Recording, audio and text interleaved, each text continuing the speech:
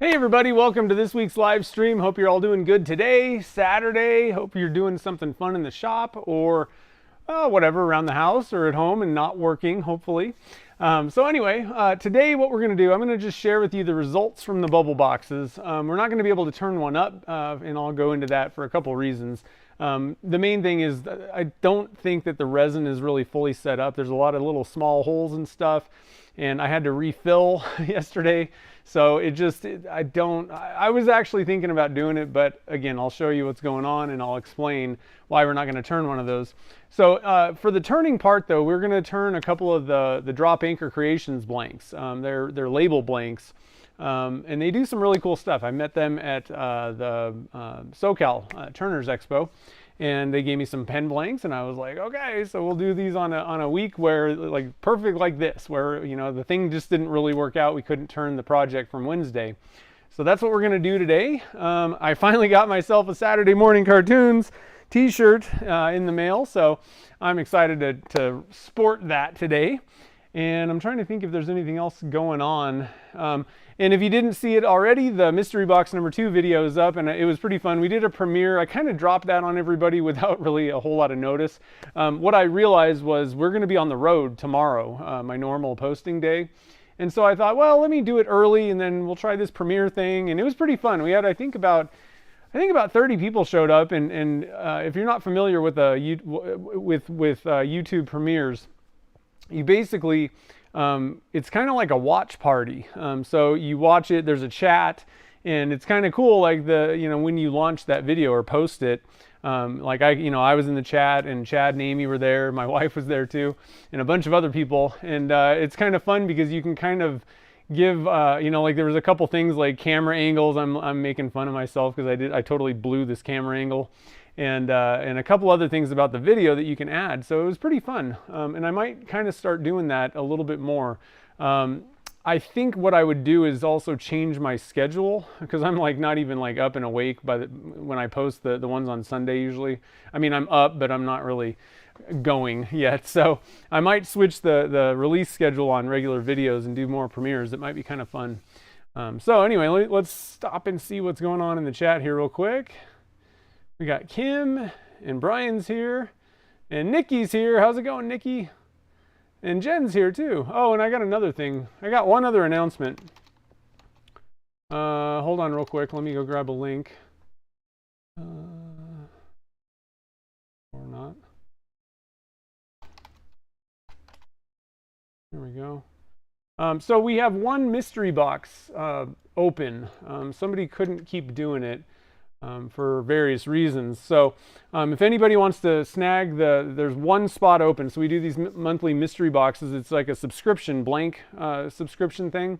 And it's mostly the blanks that we make on the stream. I try to fill that with as many of those so that people can get those. They're kind of like limited editions. I don't really usually sell the ones that we make on the stream. They're kind of for the mystery boxes. And so nobody else really gets a hold of those but the mystery box people. And then I supplement with, random things that I just make on my own when we don't have any. Like this month, we didn't do a whole lot of blanks, like making blanks on the stream. We had like the gear shift knob and just random projects that didn't really, I wasn't making blanks basically. So this month, there's going to be a whole slew of totally mystery blanks. So anyway, that is available on my website. If anybody wants to pick up that last spot, like I said, somebody had to kind of drop out. And the way it works is you get 3 pen blanks and either like a stopper or a handle size, one of the two, depending on whatever's going on that month. And it's a 6-month subscription. And then you can renew after that if you want, whatever, or cancel. So I just wanted to let you guys know if anybody wants to snag that. There's only, like I said, one available. So grab it quick if you're interested in that. So who else is here? We got Lelia, and let's see, I think I might have said that. I want to make stuff. How's it going? And Chris too. How's it going? I'm doing pretty good. We had, oh man, we either threw away something that was rotting in a trash can in the shop, or I think my dad threw away a dead mouse that we caught. And so we've had a fly infestation for like the last 2 days. And I swear it has been, if I ever see a fly again, I mean, it's going to die kind of thing. I think I've gotten on top of it at this point, but I mean, they were just swarming around. I couldn't even get work done. So if you've ever had to deal with that and there's one flying around, I see you. you're gonna die, fly. And I had to kind of scramble around. If you ever have a fly problem, one thing that you can do is get a spray bottle, put isopropyl alcohol and some like soap in there, and maybe you can cut it with a little bit of water. But if you spray them, they like can't fly, so you can spray it and kill it. And I'll tell you what, you know what's a good old remedy? A fly swatter. My dad picked this up, and it's been working good. So just a little public service announcement. Make sure to throw away trash that has rotting stuff in it, because it'll ruin your day or two or weekend. So anyway, let's see here. You got your headphones to pair. I know, I hate that when that doesn't happen. Oh, Jen, the mystery box. So the link is right above that. There's one more mystery box. Somebody had to bail out on it for a couple reasons. So there's one open. You're broke. Yeah, I hear you. So let's switch camera views, and I'll show you what's going on with these things. So, and actually, it's probably a good thing Nikki's here. I wanted to kind of mention, I don't have time to set up a call, but I think we need to change these a little bit, because the problem is, and I actually went and refilled these, and I don't know if you can see, but they're still not full. Which means what's happening is when you inject, do I even have any of those things? I think I threw them all away yesterday because I was frustrated with flies and trying to hurry. And so when you're injecting these things, the problem is it looks like if you inject any air, which I kind of knew this, but everything was looking good, but there's just so many of these holes that what you're doing is you inject air in there, and there's like basically air somewhere in the hole, right? And then the resin just sits on top of this air pocket. And so what ends up happening is you pressurize it, and then the level drops. And so I think what we need to do, these small holes, they just need to go. They're just a real pain to fill those really tiny ones, and I'm not entirely certain that they're going to be that impressive anyway necessarily. So sometime, Nikki, I want to get with you and maybe kind of slightly redesign this, because it was just kind of difficult with some of these holes. And even the next size, I don't know if I'm on camera, even the next size up, some of these are not getting filled. So we might kind of slightly redesign this. Now, if I was kind of rushing a little bit, and I highly recommend if you print these out, I would do one at a time. Just don't try to, I mean, even with two of them, it was a problem for me to kind of get done. Just give yourself plenty of time. And I do think that it's a good idea to have kind of maybe some sort of a game plan on the colors, which holes you're going to put, so you can kind of estimate the resin. But I am very excited about these things. They're really cool. It's just they are, you really need to make sure that you're not getting air. And the tough thing is, I mean, there's going to be some air bubbles in the resin. There's no way to get it out of there. I mean, you can maybe vacuum it first and do stuff, but I still don't think it's going to really fix anything. And I highly recommend using a very thin viscosity. Liquid Diamonds is a really good one for these things. But one thing to note is, unless we change this design, what you really want to do, and I think Richard mentioned this during the chat, try to get the needle down, kind of as far as possible. But that's what the problem is on these really small ones, is you got the needle taking up like the whole amount of the hole, And so it's kind of difficult to get these small ones filled. So just be aware you're probably going to have to kind of refill these things, and that also plays into that having a game plan so that you can come back and be like, okay, these were blue, this was orange, whatever, and that way you can fill them correctly. So I just wanted to kind of mention that, but they look really cool. I'm super excited about them. And then I think my print settings were just off on the red ones. I would probably recommend on your Resin 3D printers to go a little higher on your exposure settings. I expose the white resin I have pretty long exposure settings when I'm printing the white and black ones. The red one prints really well with, just kind of your standard settings, but I think that I was a little low on them, so I might increase that a little bit. And actually, Nikki, you might not know a little bit. I got some leaks and stuff, and things were going in between, different holes, and I'm guessing that's probably an exposure setting. So let's see here. The battery died in 3 minutes. Oh no. Yeah, I think, yeah, I don't know. I like smaller ones, but at the same time, it just, I don't know. It's tough for me to, like, for me, if I'm the only person doing these, we definitely need to just get rid of the small holes, because I just do not have the patience for this kind of thing. And so that's just what kind of worries me. You know, like, if you really take your time, I think you're okay.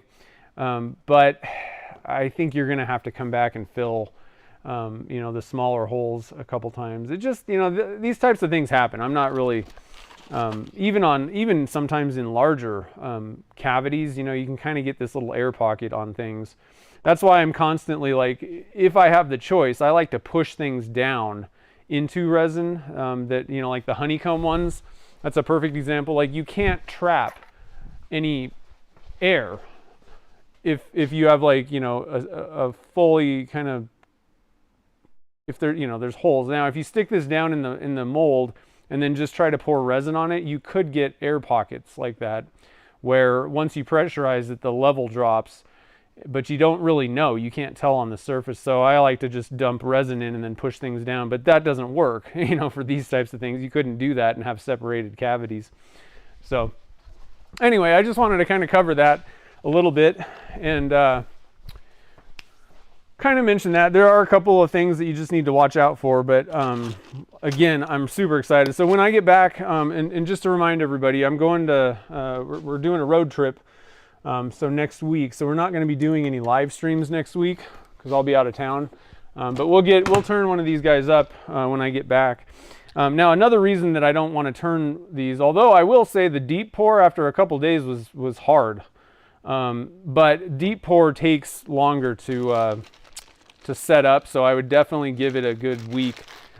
If the levels weren't low on these, because I don't want to turn into this and have like a big vacant spot in some parts of the blank, but if the levels were full, I probably would have tried just, you know, gluing up a tube. It may have been a big failure because I don't recommend doing that. I recommend, you know, cut your blank, drill it, glue your tube in, and then don't turn it until like the next day. That'll give that, you know, whether you use epoxy or CA glue to glue your tubes in, gives it enough time to fully set up, and then it's going to reduce blowouts.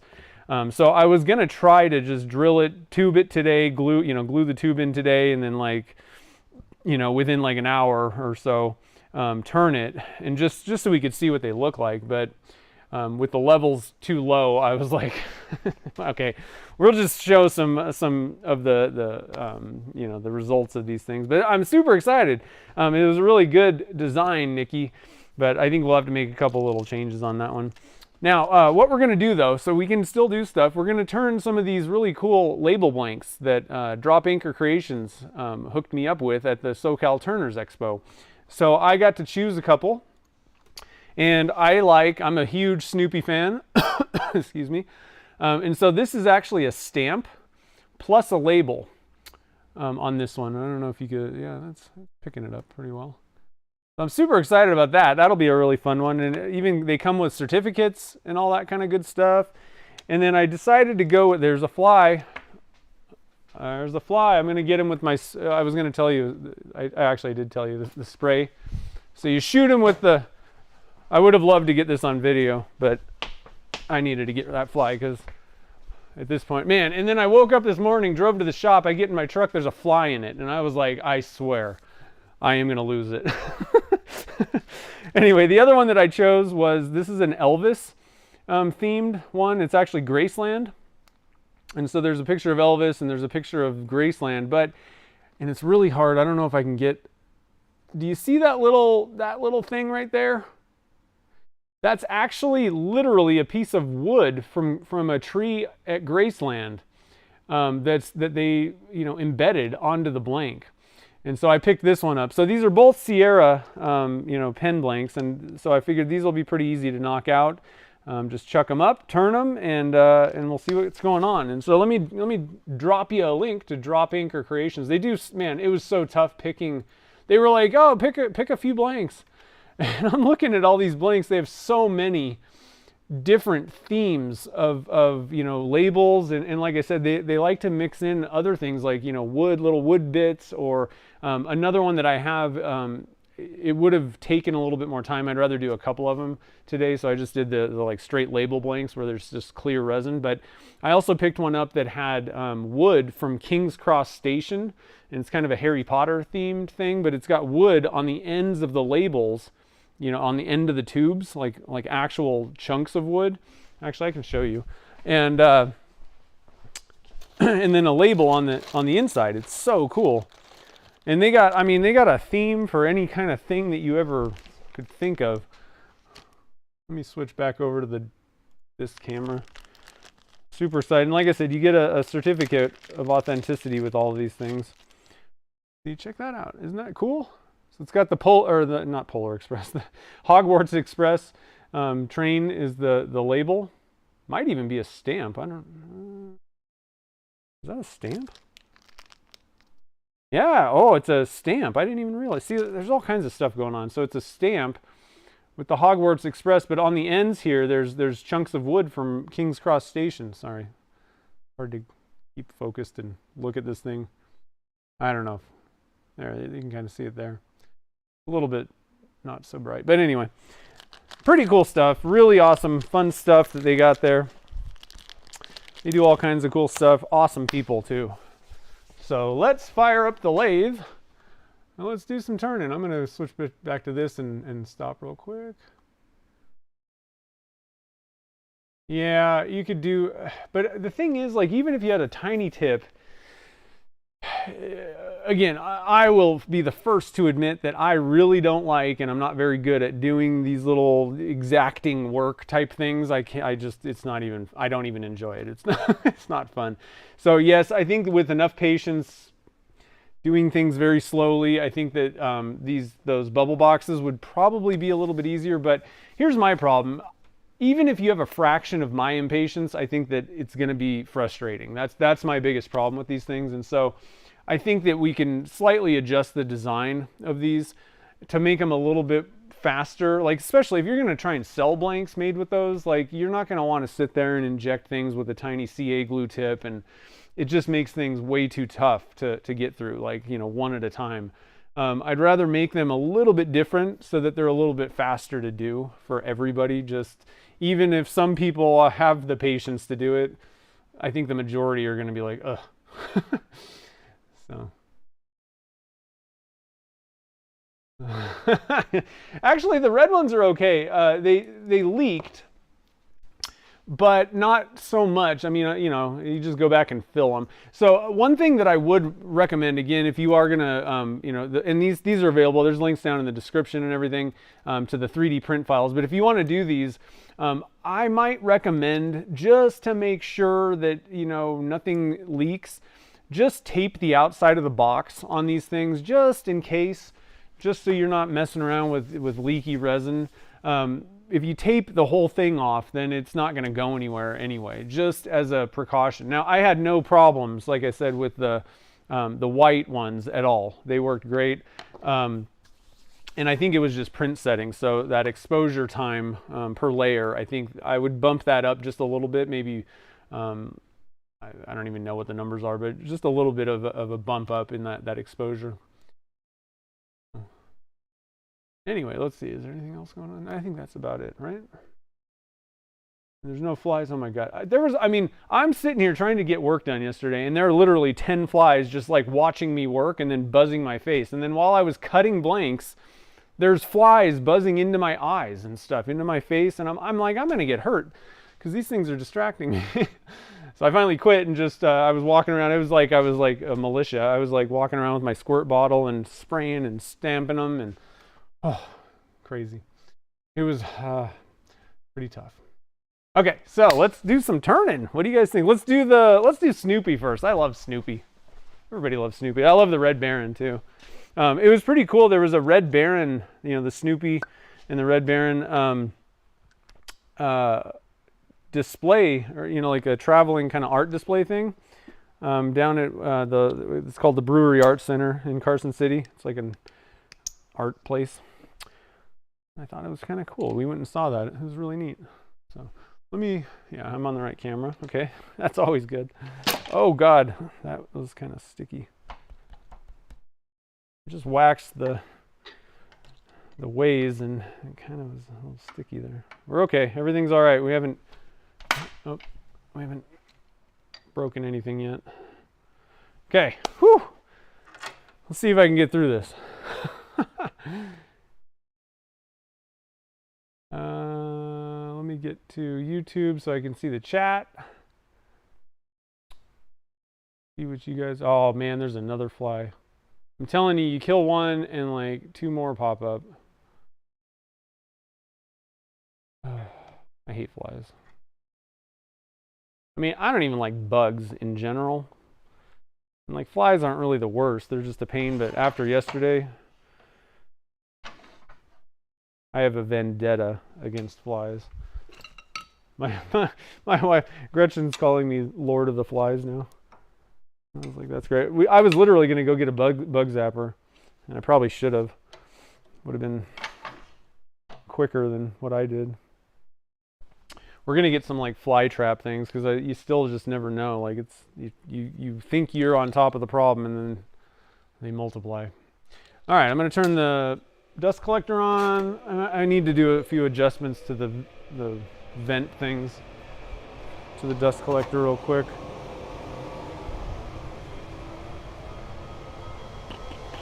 I'm going to get my spray bottle handy because you know that thing's going to dive bomb me in the face while I'm turning. All right, let's see here.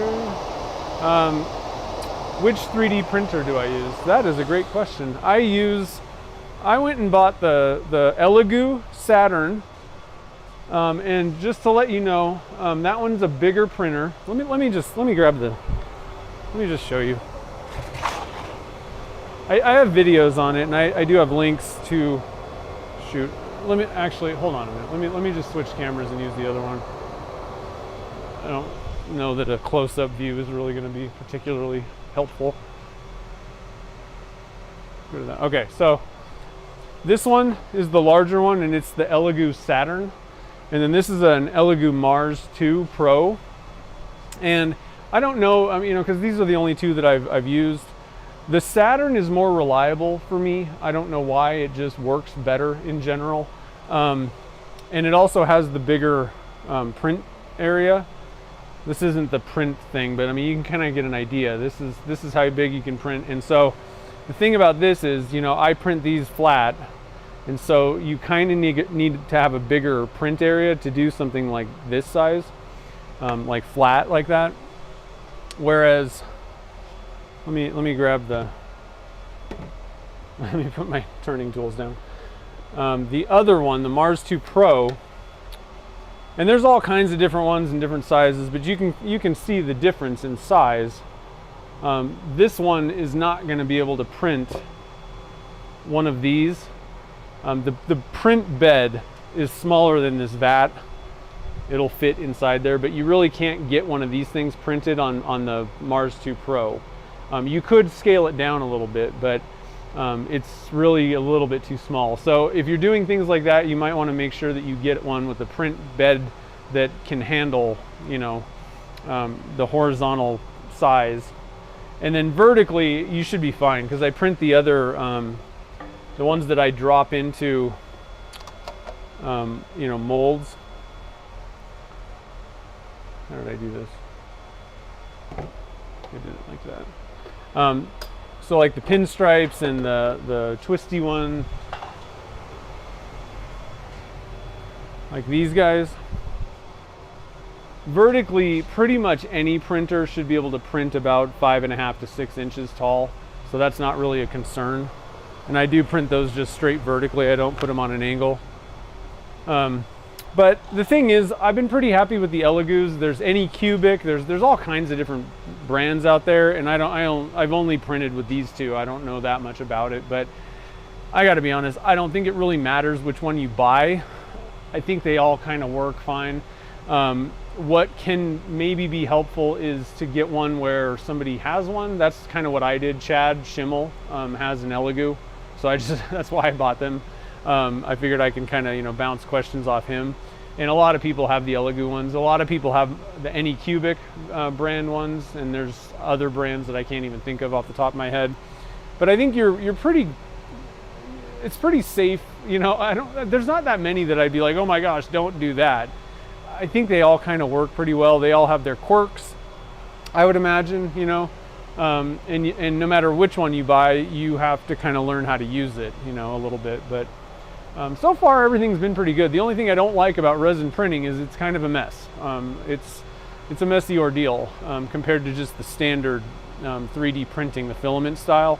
That's much easier, but hands down, I haven't seen any of the filament style, like the filaments, the plastics that they use, that turn particularly well.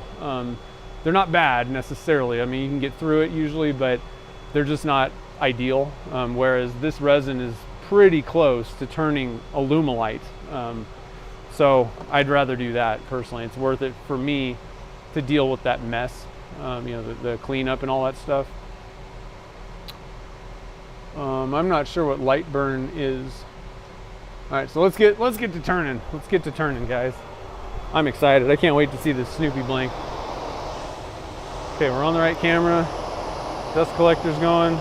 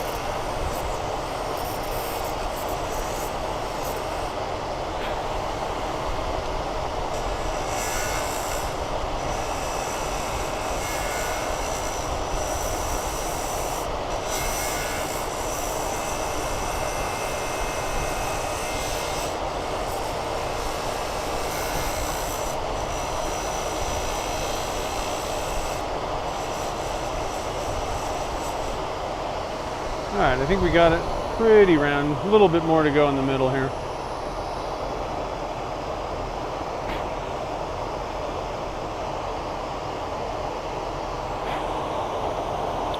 Still got a little bit of a flat there.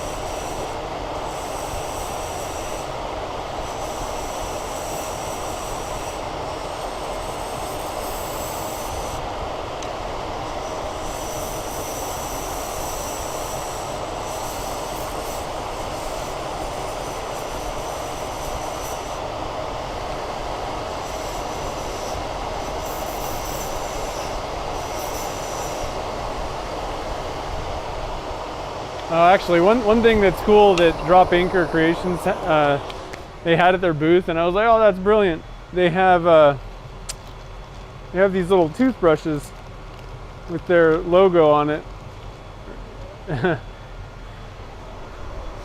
and they're made for getting the fuzzes off. I usually just use blast of air, but a lot of people just use that. And one of the drawbacks to hitting it with air is, you know, you kind of create more of a mess and blow dust in the air when you use an air hose. So using a little toothbrush is kind of a good way to go too. I thought that was pretty ingenious. Man, this I gotta wax this thing. It's just being a pain.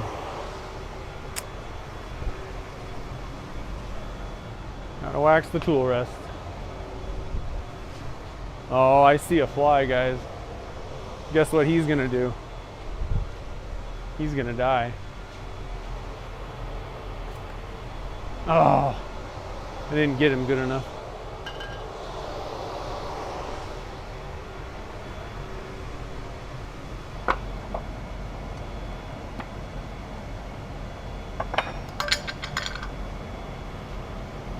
So I'm just grabbing some paste wax over here.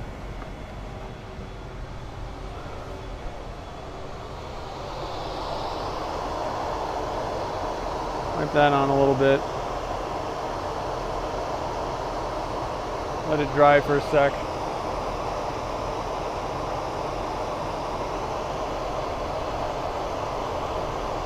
Hopefully that'll smooth things out a little bit more. All right.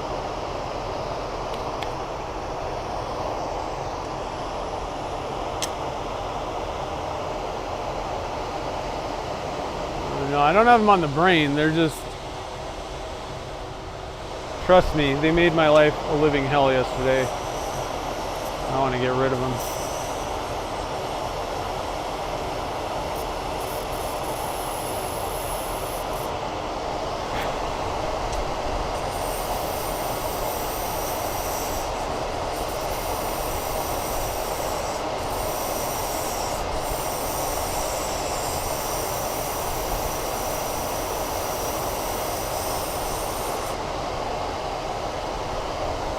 My little toothbrush.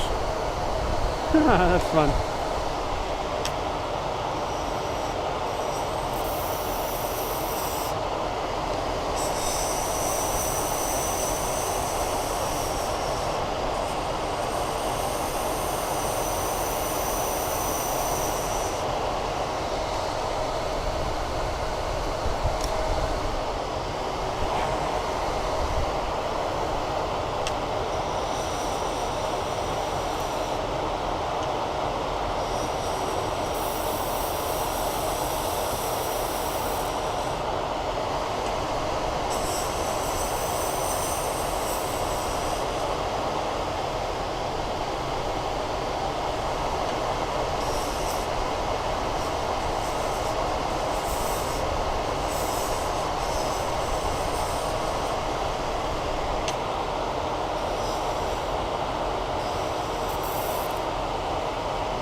And so I think I mentioned it, but just in case I didn't mention it. So these are both Sierra, Sierra, Wall Street, whatever size.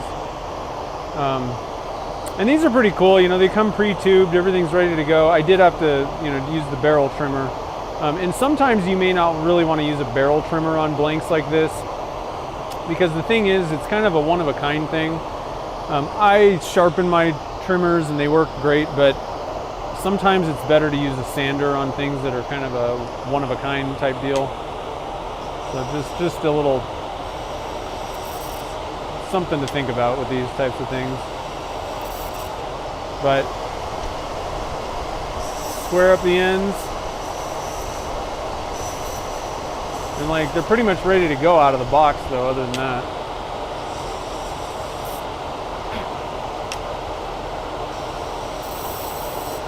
Especially if you're making these are great for gifts, because you can get there's all kinds of different themes of things.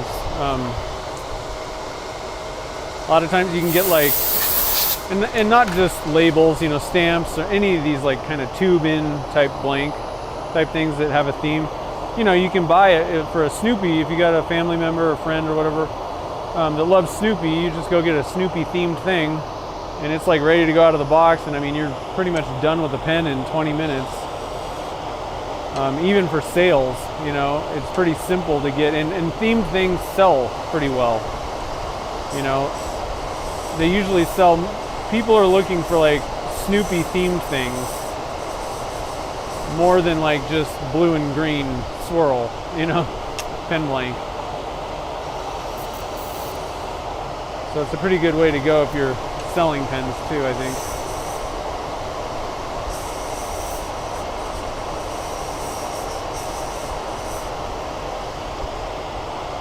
Just trying to kind of sneak up here.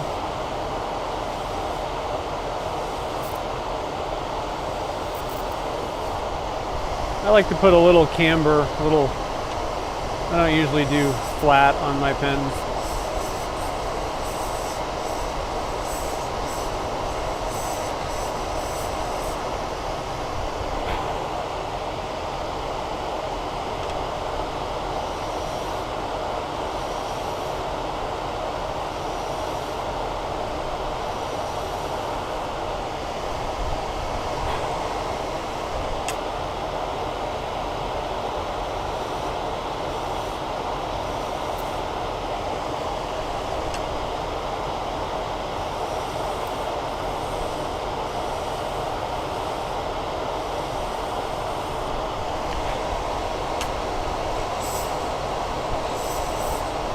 Okay, I think that might be pretty close. Let's inspect. I'm gonna get my, man, my eyesight. I used to have 20/20 vision. I can't see anything anymore. I gotta get readers. See what I'm doing. I don't know how people with glasses do it. I think I picked up the wrong readers though, because I can't, I gotta get super close to things. Otherwise it's out of focus.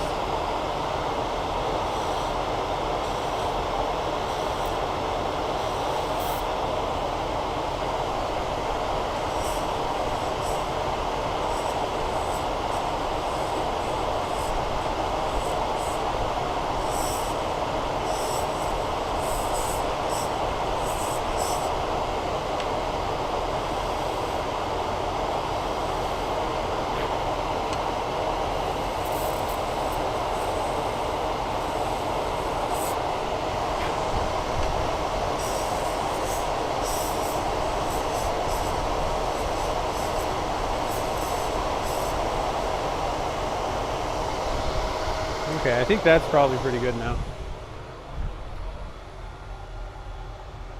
Lost the glass. Oh, there. Where did my glasses go? Yep. Looking good. Time for some sanding. All right, so I think I can start at. I think I'm gonna start at like, whoa. Knocking everything. I got so much junk piling up here. I've been doing so many tests with the vertical pours. I got all these blanks and things hanging over. It's ridiculous. So I think we're going to start at 240 today. I'm just going to get a new piece. Why not? Fresh piece of 240.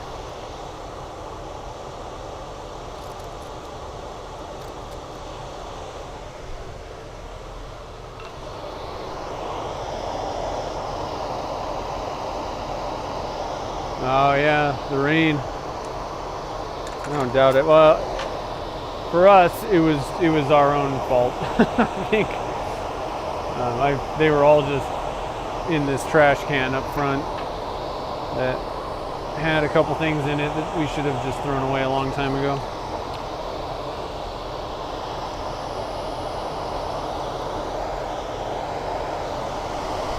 But still doesn't make it right.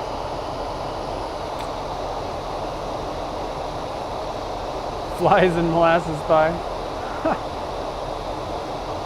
Well, I'll tell you what, one of the flies yesterday, I was trying to cast some stuff and the stupid thing got stuck. I was doing the bubble blanks and it got stuck in the bubble blank, one of the big things. I'm like, this is kind of funny, but like, I don't want you in this one.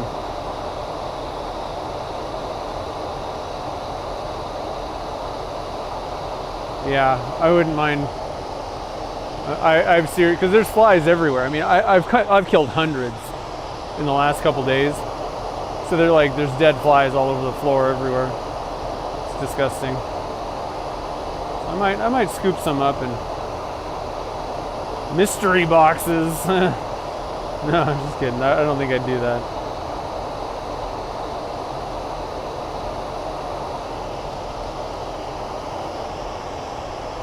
Alright, so let's see. I'm going to do a little bit of this.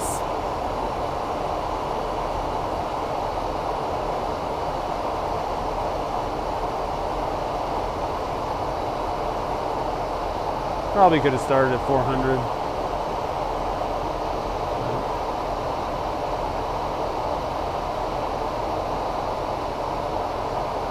I also probably would have had to sand for longer. So I think most of their blanks are made with liquid diamonds. Some may not be, but the nice thing, liquid diamonds does have some UV protection in it, so it's a little bit better than clear slow, or clear, alumilite clear, which doesn't really have any UV inhibitors in it. One thing for like pen blanks though, and in this case all we're going to do is polish up the resin, but on a pen blank, if you got some clear in there or transparent and you put a CA finish over it, that might actually kind of help. I don't know. I'm just kind of thinking aloud that CA glue might have a little bit of UV protection in it, possibly. I'm not sure about that. Does anybody know if that's the case or not?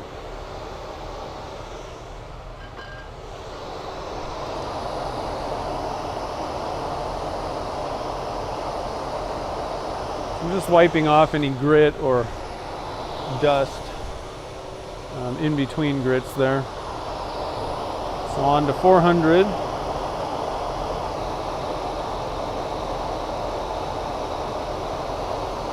Yeah, we're having a pretty good day.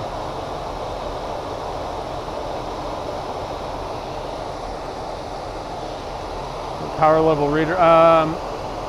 Well, so I don't know. I think it might be actually 3.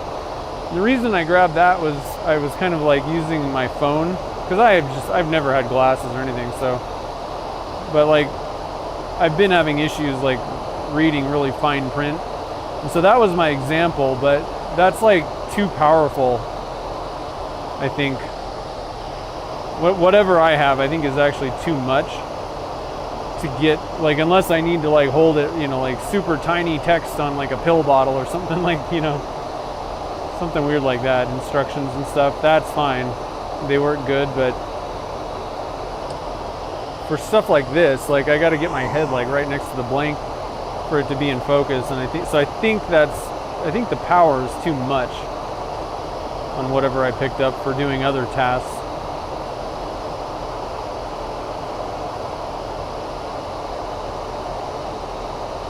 And actually, even just the first day we went to a restaurant and I was messing around. I was like, oh, I got my readers, let me pull these out.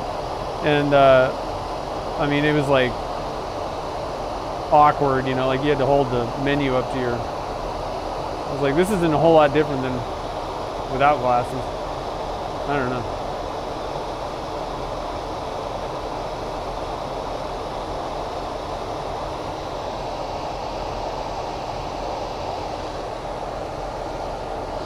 Just watch out for the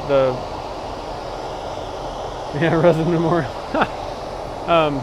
With insects, just you need to like really dry them out.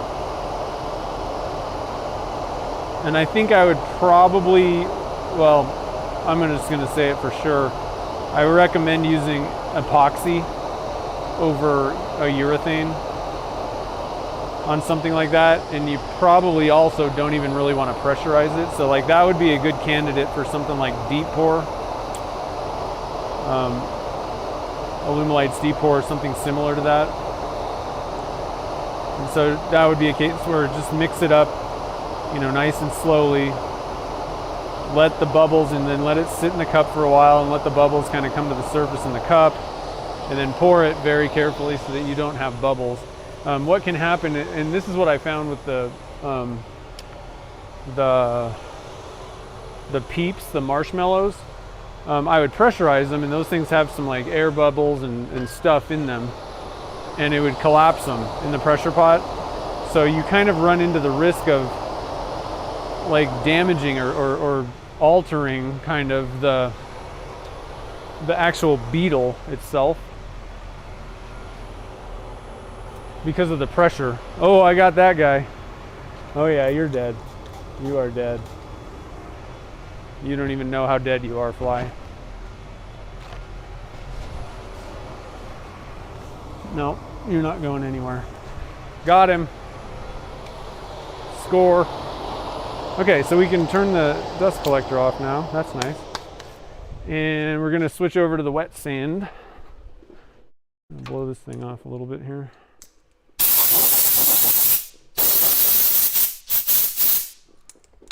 Okay.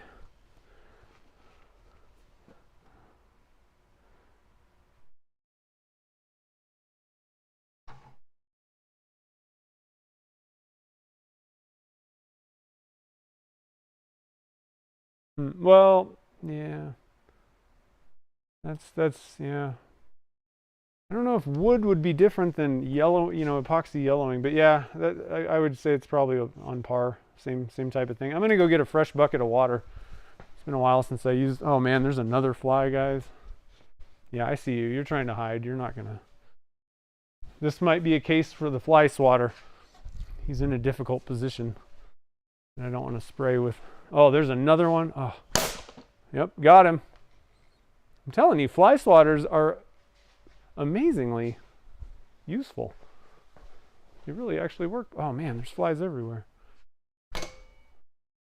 Jeez. Yep. That's just wonderful. I love flies, guys.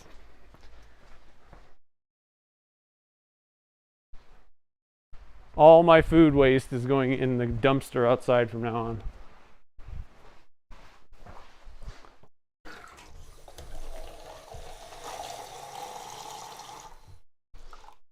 Okay. Fresh water. Hopefully you guys can still hear me. I don't know.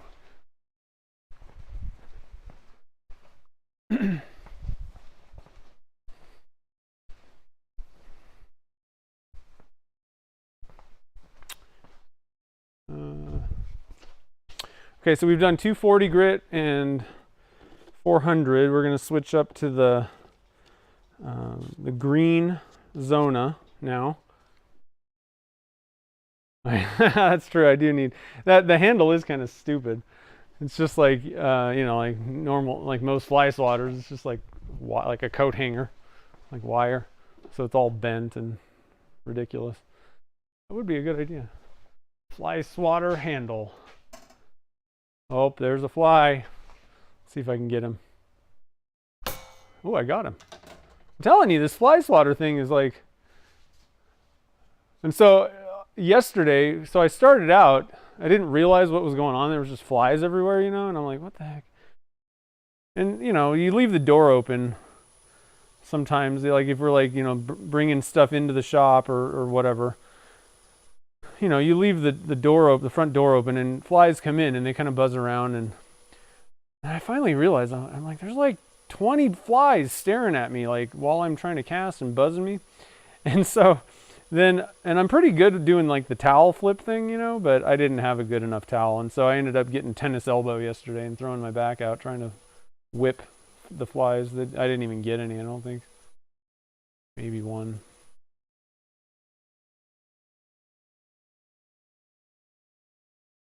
Yeah, there's weird things like with things collapsing in the pressure pot, and I was doing. The funny thing is, I felt kind of stupid because when I was doing the peeps, like I know that there's like air in them. It's marshmallow and air, and I don't know why it just didn't even cross my mind. I'm sitting there like, oh, I don't think you could maybe try to stabilize it. Like I realized that the air pressure issue could be a problem in a vacuum chamber, but it didn't even cross my mind that the pressure pot's what's collapsing these things and deforming them. And so I kept doing tests, and I'm like, geez, I don't know. And I kept thinking that the resin was like melting it or something. And then I was like, oh, you know what? And I've seen that before in other things too. The pressure pot's amazing for like 90% of things that I do. But every once in a while, you do projects like that where you kind of got to think about what the pressure is doing to the thing that you're casting. And I'm trying to think, if you like, here's sort of a one thing to think about. So like Gretchen, Gretchen got me this. It's Thor. But like things like this, that, I mean, this one maybe not the worst, but you know, it's hollow on the inside, and so pressure can sometimes cause issues with things that are even hollow like that, like his head. And you may just get better results by just, you know, doing it without pressure and using a slow setting resin. And then the other reason why I said epoxy, number one, it's going to be a slower, you know, you can find a slow setting epoxy, like compared to alumilite, clear, slow. I mean, that's only a 12-minute working time. It just doesn't really give it that much time. So slow setting is nice for those types of things so that you can get the air bubbles out, obviously. But the other thing is certain things like the beetles, like exoskeleton, I think that you would run into issues with adhesion. Urethane resin just doesn't really love smooth surfaces. And so like that beetle exterior exoskeleton is kind of smooth. You might get these like silvery shiny spots, which will be a little bit more minimized with epoxy. It kind of tends to like stick to things like that and not have surface tension issues as much. I mean, even certain burls, like a lot of times I use epoxy now with woods that I want to make sure don't get that little, you know, the little silver spots, which is basically an adhesion thing or something. Maybe even air even got kind of trapped between there, but it's not adhering perfectly well. So I think you might be better off with an epoxy on that. What's up, Ken? Electric fly swatters, yeah. Well, if you use a really slow setting resin, I mean, yeah, that would be good, but to drill a hole. But to save yourself from having to do that, you might be able to just like let it flow in there. You know, I don't know. It depends on what the thing is. What you're talking about. If it's hollow, but so I guess here's one scenario. If it's hollow, but there's really nowhere, like you don't need to, there's no hole in it. A lot of times you can just let the, you know, if you don't pressurize the thing, because that's the thing, is if it's hollow and there's no way for, like, there's no holes in it anywhere, when you pressurize it, sometimes things can collapse because of that, like those types of structures. Like, think of like the Millennium Falcon.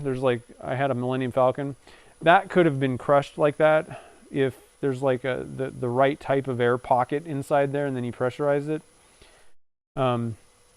Whereas if you just set it in, you know, stick it somewhere, put it in a mold, and then pour some resin on it and don't pressurize it, a lot of times it'll just cure around that thing, and it doesn't matter that it was hollow, I guess. Hopefully that made sense. So certain things are just a little bit better off. Now, I will say, though, that, you know, if you can pressurize things, you're going to get, like, even if you do the best possible thing, you know, you stir super slow and it doesn't look like there's bubbles. There's like little micro bubbles a lot of times that kind of can develop that you don't really see, but it does affect the clarity. And so if you can pressurize things, I highly recommend doing that, because it gets rid of all those bubbles and gives you clearer, transparent pieces in the end.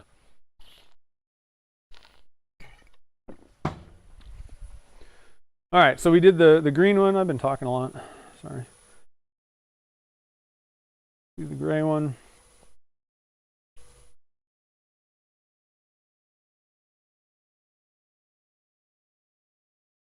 Colored sanding sugar.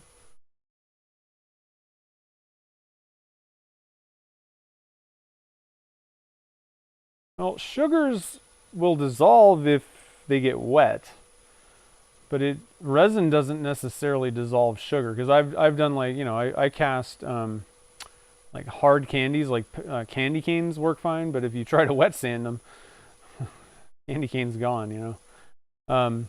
So it just kind of, I don't know what that sanding sugar is. I've never heard of that. Well, I'm glad you could make it. That's awesome.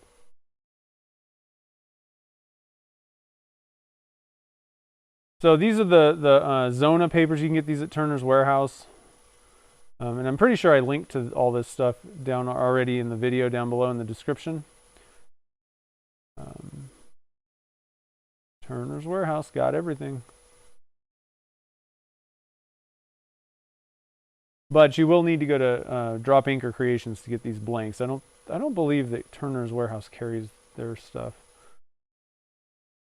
I mean, I think they can do custom stuff too. That's something that I'm not 100% sure, so they may hate me if that's not the case. But you know, either way, you can contact them and talk to them. But I bet they would even do some custom stuff for you. You know, custom labels or different stamps or something like that, or different themes if they don't have it. I bet they'd be willing to do whatever you want. You have to watch out with certain things that, you know, like sports teams and certain logos and things like that. Like, you know, if they don't have the rights to do it, some people do have rights to do certain logos, but if they haven't got the right to do the logo, then they can't do that because it's copyrighted, or I mean trademarked. So you can always talk to them. And so Ed and Michelle over there, and I linked to their website in the bottom. That's where I got these blanks. Drop Anchor Creations.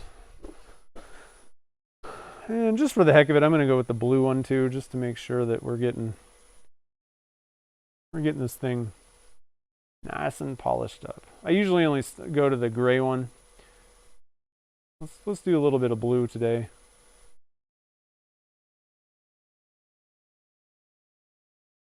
Really not much need to go any higher than this, I don't think. I mean, I see some people go through like every grit of, you know, Zona or micro mesh, and then go with like every grit of magic juice polish, and that's just kind of, you're repeating steps. And you really, technically, I mean, some people just use Zona paper and it works fine. So, you know, you want to go through progressive grits, not, you know, the same steps over and over again, the same grits, basically. I would just pick one or the other. Unless you really like polishing and sanding a lot. I don't. Not my favorite.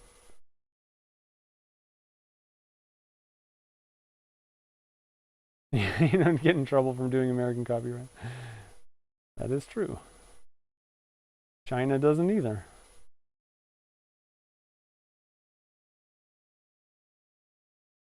I mean, they actually, it's interesting, I didn't realize this. You might see that everyone says, oh, it's like a Chinese knockoff, and they stole, you know, the design from someone. They can literally just flat out steal designs there, and it's not against the law at all. And we're not talking like American ones, like we're talking Chinese companies. There's no patent laws and things. As far as I understand, and I'm not an expert or anything, but it's a totally different ball game in China, the way things work that way. And so, and it's not, you know, it's not weird or anything. It's just, that's how it is. They kind of think that our patent things are kind of weird, I think. So that's why that happens. Not so much that they're being like sneaky or anything like that. They're just like, well, what's wrong with that? I made the same thing you did. I can sell it better. I'm better off, you know. I think is kind of the idea. Oh, so we're going to use magic juice polish now, and I like to use the blue shop towels. You want to use something a little bit, I usually use Bounty towels, paper towels for things like this. But the blue shop towels are a little bit, the Scotch, you know, blue shop towels, they're a little bit less abrasive. So it's kind of a better way to go for doing like polishing and things like that. And you can even like cut up, like even go with like little microfiber things. Just be cautious with, you know, something like that doesn't just rip easily. You don't want to get it caught up on your lathe. Kind of hurt you, you know. Get your fingers stuck in there or something. And never use like a full-size like towel, rag or anything like that on the spinny lathe. Not a good idea. recipe for disaster. Okay, so and then so magic juice, this is just a polish, and this stuff, oh man, I'm telling you, this stuff really rocks. I really like this stuff. 6 steps, and you just go through them, and it makes everything shiny. Works really well. So actually, let's stop real quick. I'll show you what it looks like now. I haven't really been changing camera angles. Sorry about that. Talking about bugs.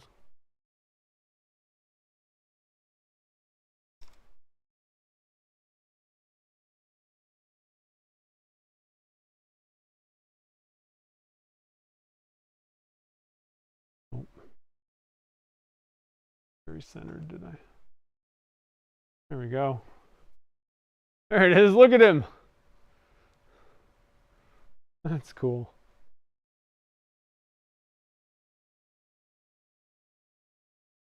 Looking good. All right, so magic juice. The juice is loose.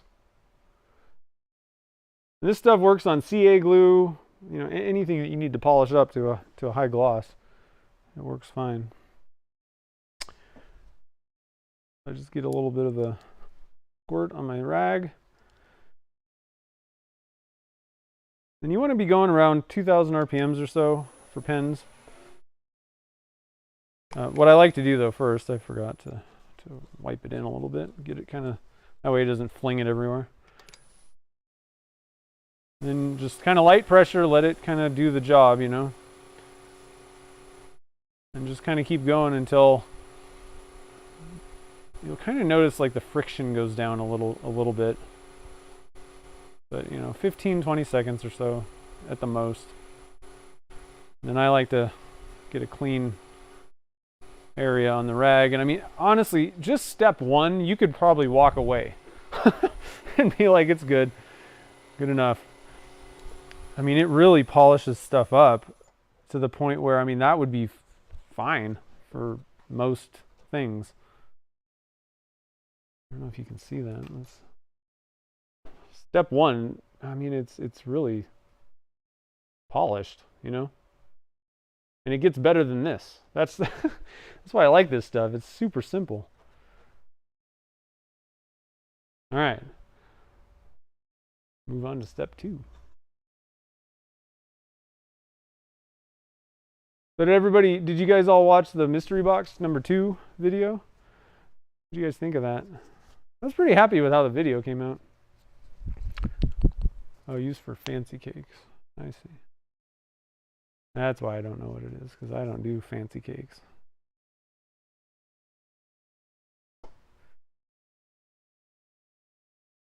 I mean, it'd be worth trying out though. It might work. You just never know, you know, until you try it. I probably wouldn't recommend like mixing up 1,000 grams of resin and you know, some huge project that can't fail kind of thing to try it out. But you know, mix up a little bit, make a maybe like a pen blank size thing and just see what happens.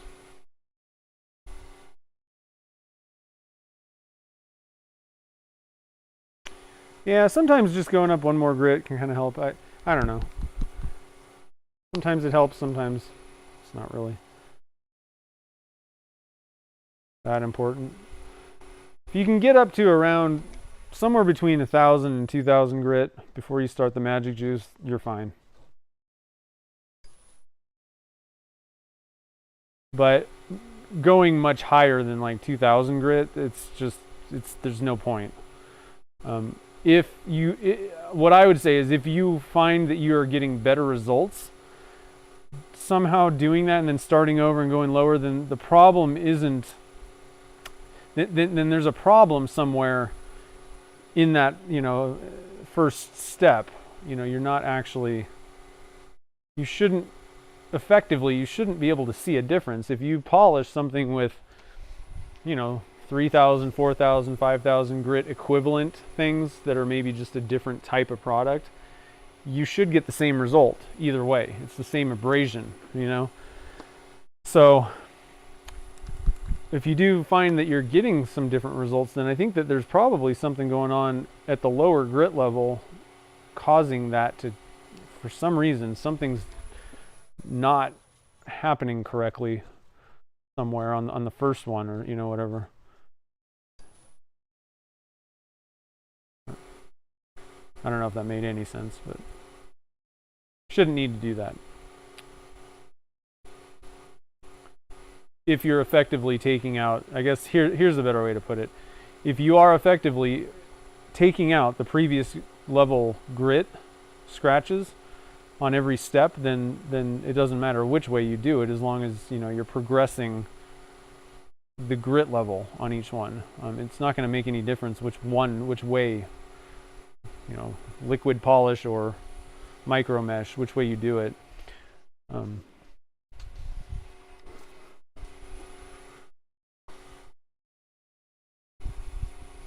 don't know if that even made sense. I'm confusing myself at this point.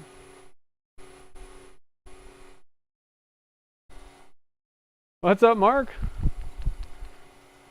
A Magic Juice link. Yeah, there should be a link on the tools. Actually, I think there's already a link in the description of this video. That might, well, you can't copy links from YouTube descriptions. They don't work correctly. So if you go to the tool, resinworksstudio.com/tools I use, it should be under probably the I'm not entirely certain which, because I have different categories now. There might be like pen turning stuff, or I think there's a picture of it. I don't know. I appreciate it though. I have no clue what.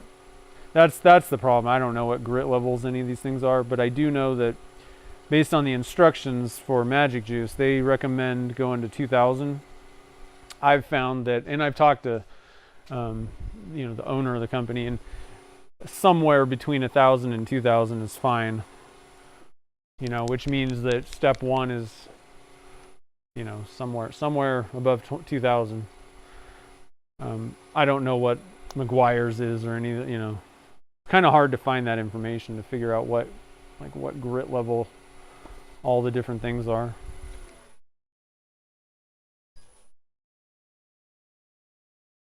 And in some cases, you know, what I was saying is that, you know, if you're getting, you may get better results using a different product for some reason, just the way that your technique using it maybe or something. And so a lot of times it kind of boils down to, you know, what gives you the best result, the easiest, the most consistent and best result. That's why I switched to buffing wheels, because, you know, you can use any of these methods work. You can use car polish. There's 50/50. There's, you know, Yorkshire grit, and like which that's not exactly like a full polish, but, you know, like there's a lot of different ways to do the same thing. But what I found for a long time was like the buffing wheels gave me the most consistent results.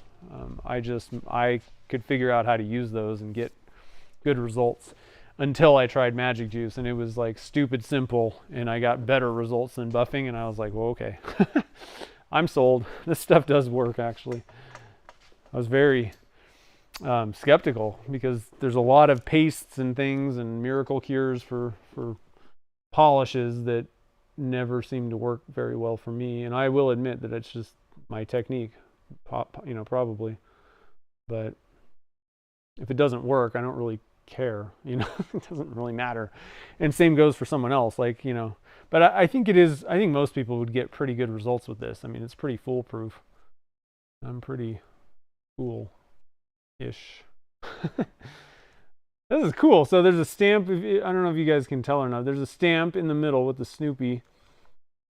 And then they also supplemented that with a label.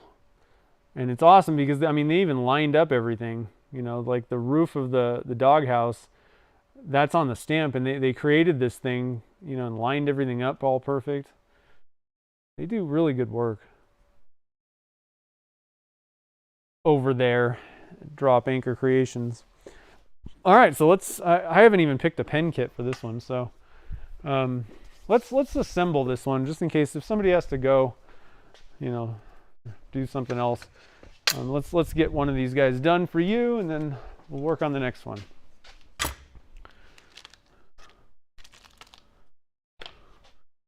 just so you can see the results. So I'm getting set up over here at with the stuff.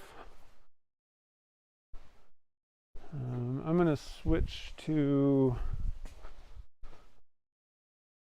and there's flies. Oh man, he's buzzing around my head.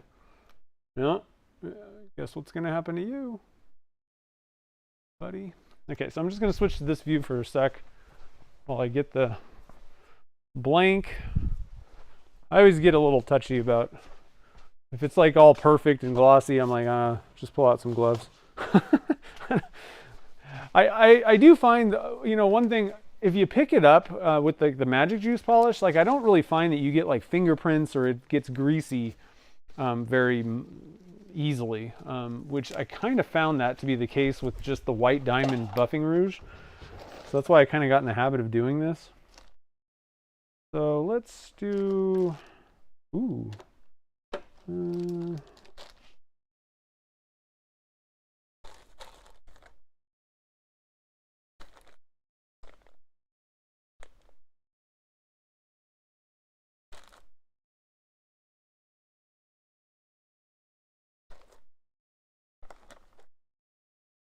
Actually, I need to kind of supplement my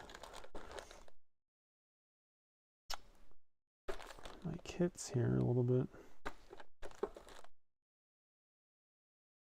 I like that kit, but what about a gunmetal one for Snoopy? That's kind of cool. All right, let me go get the blank. We'll get things rolling here. Guess what's going to happen to you? You're going to die. All right. Yeah, well, it takes 2 seconds to put these guys together. So we will get it going. Oh, man. Things buzzing in my face. Not happy with flies. Okay, so we got our overhead cam here. So Sierras are great because you literally just press one part in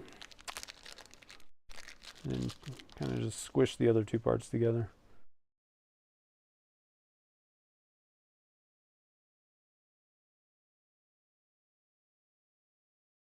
All right, so we're gonna put together the transmission and nib section.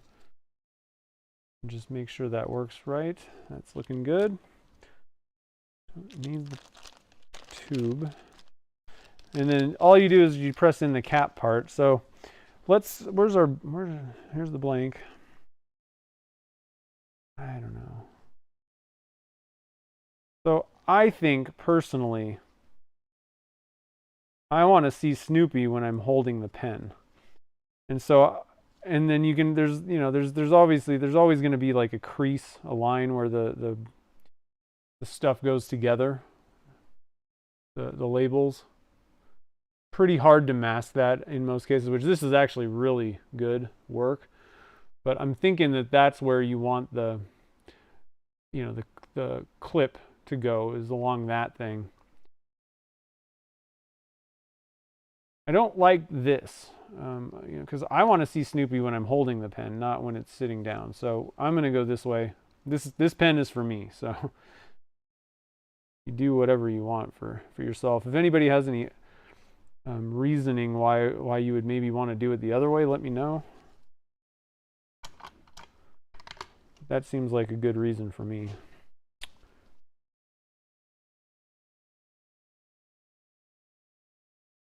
I'm gonna get a light in here. Have a little, yeah. Let's see if this works. I don't know if this is gonna work good enough.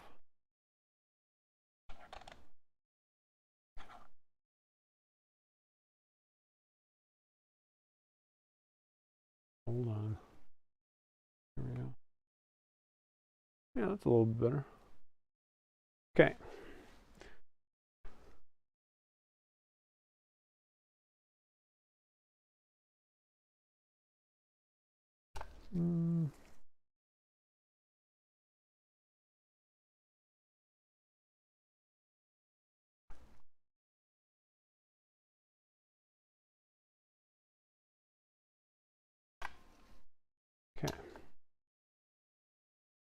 There we go. Presto. And then you just push these two pieces together. Oh, I'm not on the camera. Let me zoom out a little bit. There we go.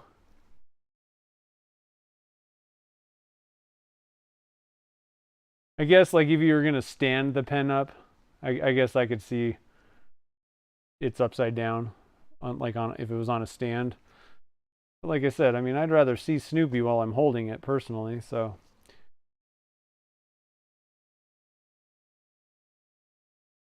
I'm more of a use the pen, don't display the pen.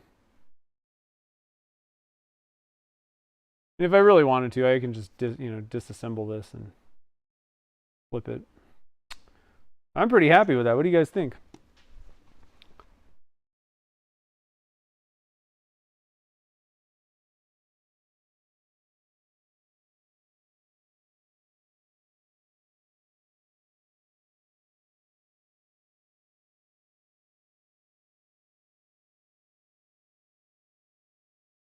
Snoopy is my hero. Yeah, I like the gunmetal. It's not a bad. I like dark. I like the dark because it really makes the blank pop, you know. I think I'll be using this pen in the shop. That's cool. Okay, so let's switch back to the lathe view.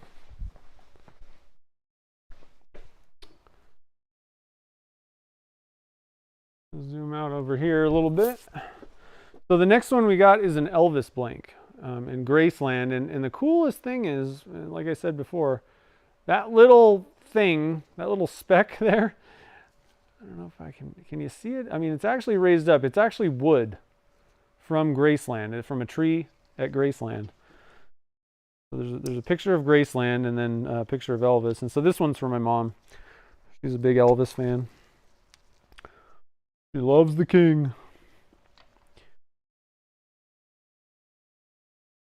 So I gotta find a kit for this one too. Actually, I got a pretty good kit. Have you guys ever seen the Virage kits? Virage. They're a pretty good one. I think I might have one more in here. I hope. Oh yeah.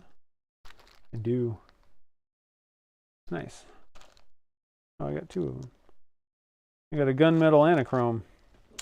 Okay, so we got a kit that'll work for that. Let me turn my little light off so the battery doesn't die.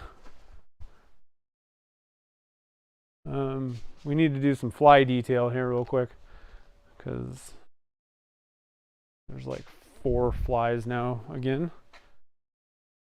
Oh yeah. This spray stuff is awesome. I don't know where he went though.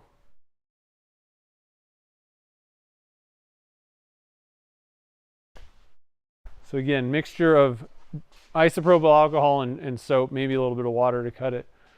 And flies can't fly anymore. And you step on them. Got that guy. Fly swatter time. Trusty old fly. I'm telling you, the old fly swatter. Still doing it.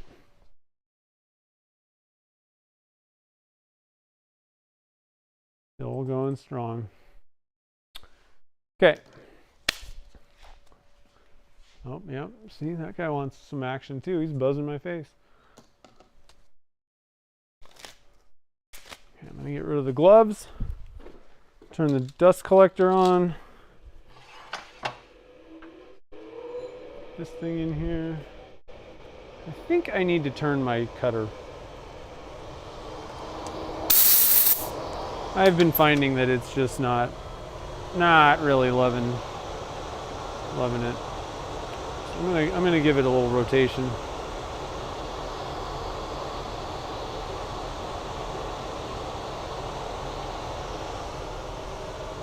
Okay, let's see how this goes. You guys are seeing what's going on? Yep, pretty much. Alright, so that was a ballpoint pen. It's just a Sierra.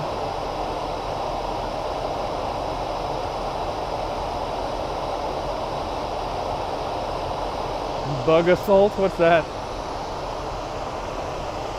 The gloves came off. Well, I don't need gloves while I'm turning, you know.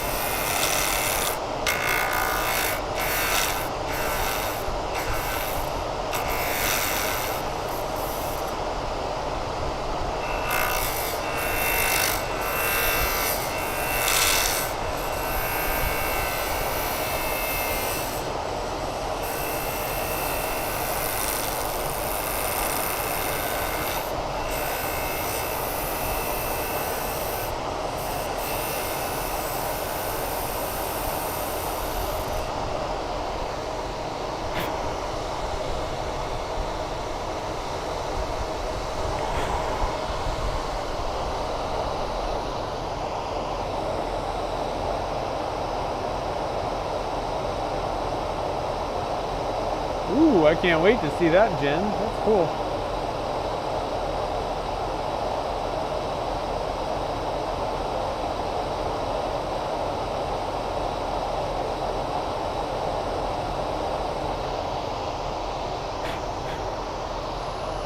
Yeah, I wouldn't say most people use Yorkshire grit on pens.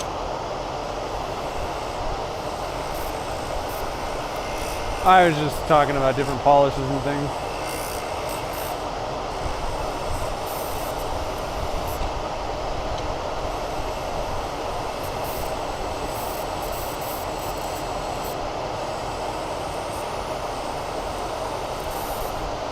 I would say most people probably use micro mesh,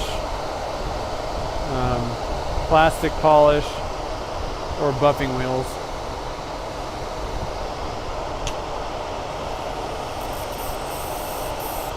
Sometimes maybe even a combination. I could see if you really like your buffing wheel method, you know, you'd sand up to a certain grit, then go to the buffing wheels, and then I could see even going with, you know, like a high polish, like car polish or something like that at the end after the buffing wheels. I could see that because that's what I found. The Magic Juice, it just got it shinier, you know, and I'm like, oh, okay.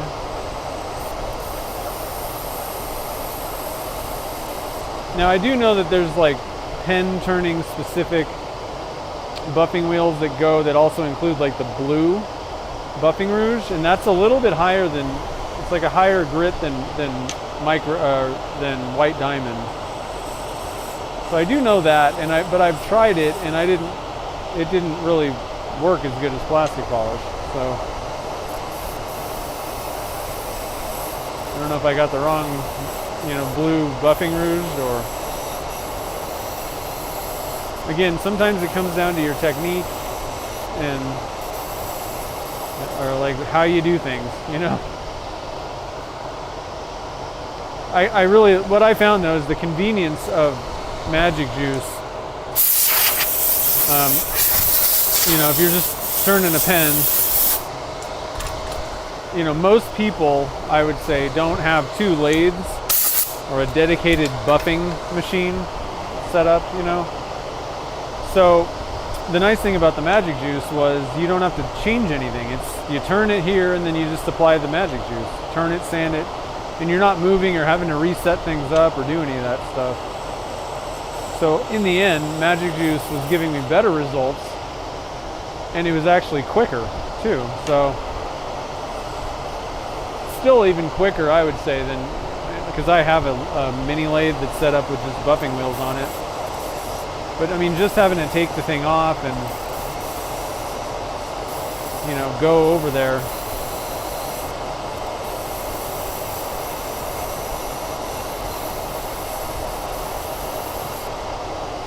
I found to get to the same result,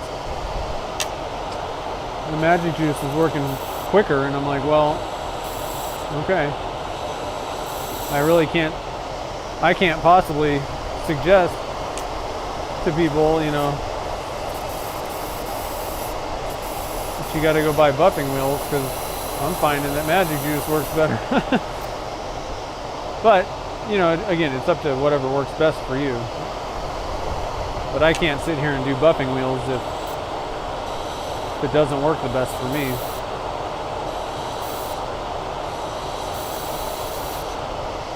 I would say the tough thing is, you know, for somebody to try buffing wheels, you gotta, you know, you're spending some dough to get set up, just to try it out. Whereas with the magic juice, they have a sample, or, you know, like a trial set for $12, like, and that would knock out a lot of pins. It's actually quite a bit of polish. So even if you have a pretty good method, it's not really, $12 might be worth checking out and see if it works any better. But if you're going to be doing things other than pens, larger projects, you know, magic juice is really not going to work that well. You're going to go through a ton of it, and I don't think that's the best way to do it. A lot of times you're going to have to do buffing on like bowls and different, you know, larger pieces, spheres. So in that case, you know, you kind of want to have buffing wheels anyway. Unfortunately.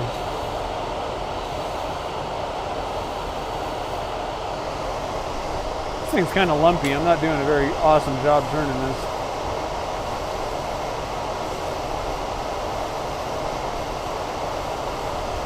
See if I can fix that a little bit here.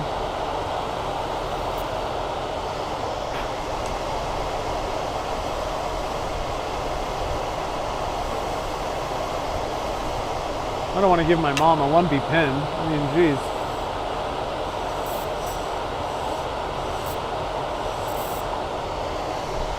All right, I like using the R2 cutter sometimes. It just kind of, the flat ones, straight, I guess, whatever, not round. I'm trying to kind of straighten things out like this.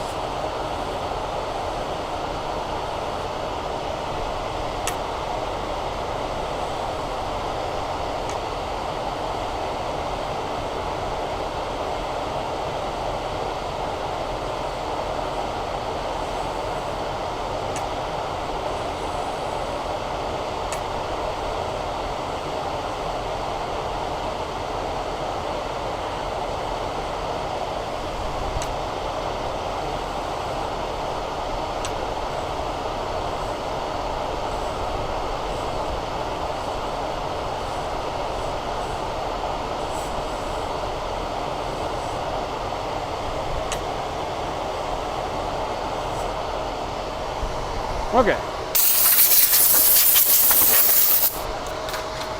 Let me see how the ends are, where the bushings meet.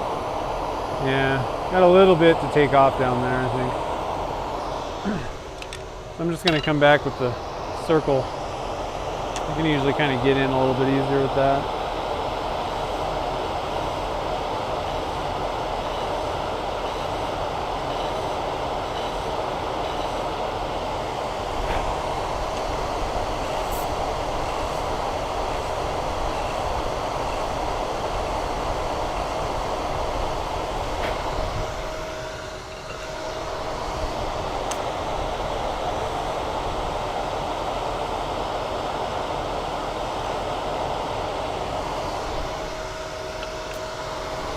Okay.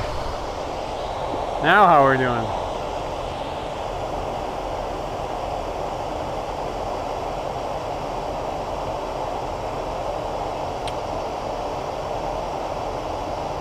So yeah, Robert, it's Easy Wood Tools. That's the ones that I use. Really, really nice. Made in America, everything. But Easy Wood Tools has the negative rake carbide cutters. So instead of like a dead flat edge, which can be kind of aggressive, especially on resin, and get you some catches, the negative rake turns like butter. You really can't get catches with those. So I use Easy Wood Tools pretty much exclusively for resin turning. For most things, really, I use carbide at this point, just because it's a little bit easier. But it's nice because you don't have to, sharpen them, and not a lot of messing around. I started using traditional tools, but I actually ended up just moving to carbide because they're way easier. And like I said, the negative rake carbide cutter, for what I do, is the best option I find for me. What am I doing? Okay, so I think we can start at 400 grit on this one.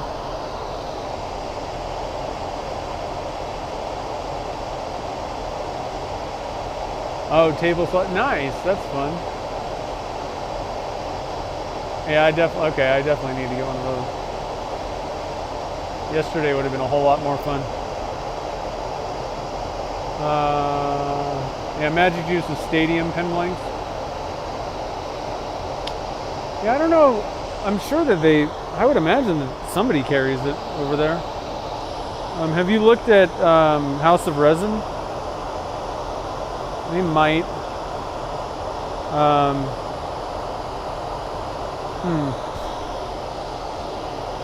I don't know. Actually, Taylor's Muirfield. I can't say it. Taylor's Muirfield.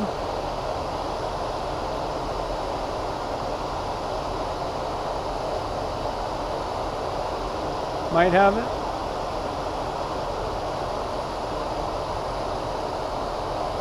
And there's probably other ones, even if you can't find Magic Juice brand. There's other, I think there's other similar polishing type things out there that, probably work pretty good. I don't know.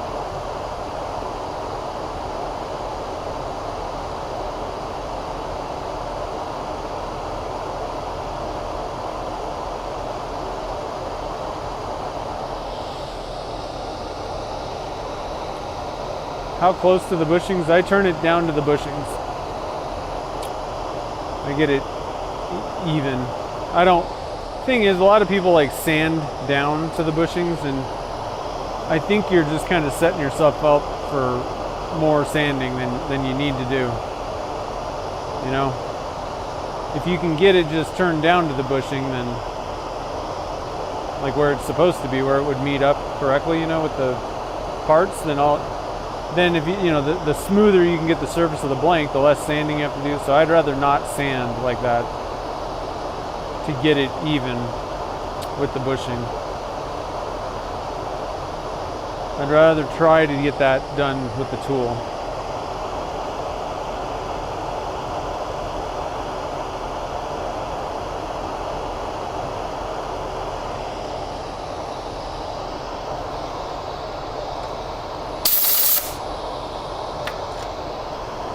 Alright, I'm going to do a little bit of the lengthwise sanding here. Problem is the sandpaper is sliding around on my thumb.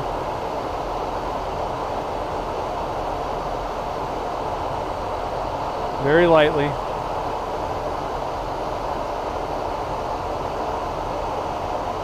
I can see Elvis staring at me through the sanding dust. He's loving it.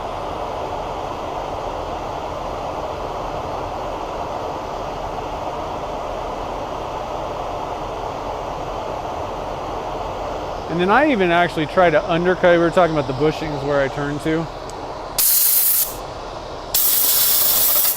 I'll even actually kind of try to undercut, like really take it down if I need to put a CA finish on, because you're going to be adding, material basically on top of it. So I'll even kind of like, not to say like I undercut it exactly, but I really make sure that it is low on the bushings compared to, like, this is just resin, so it'll be fine, but I'm not putting anything on top of it. But you also have to kind of think about that if you're doing CA finishes, especially if you put a lot of CA finish on, it's going to be way up above the components. It's not going to match up if you don't bring some of the blank material down further.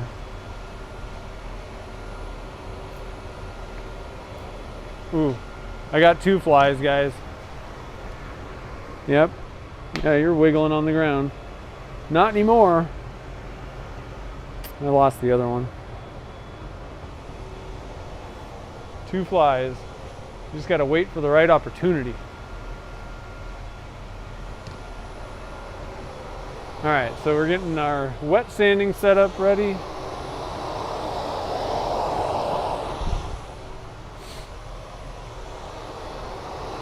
I think my dad was gonna get one of those trap things at the store today that you like set up and it's like either like sticky or something. All right, so the green zone of paper.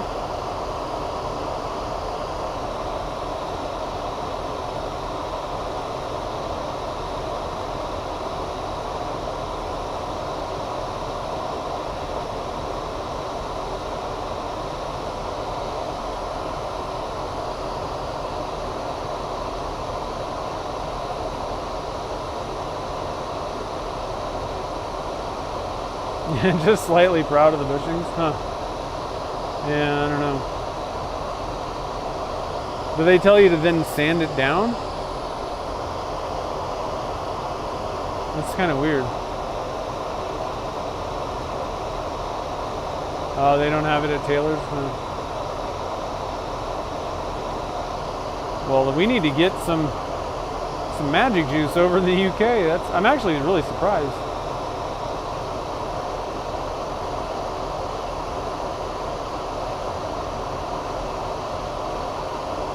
I'll have to maybe I'll shoot Michael Harding a message and tell him that there's a little bit of demand over there in the UK. Maybe you should talk to Taylor's.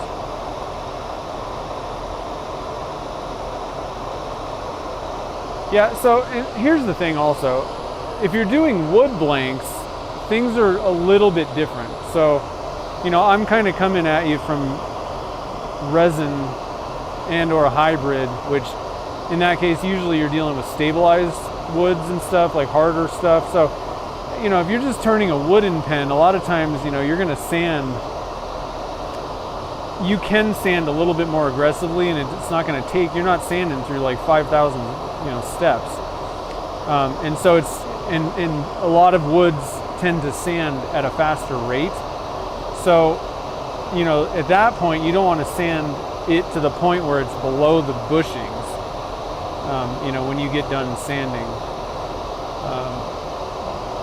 That, I think that may be why they say that.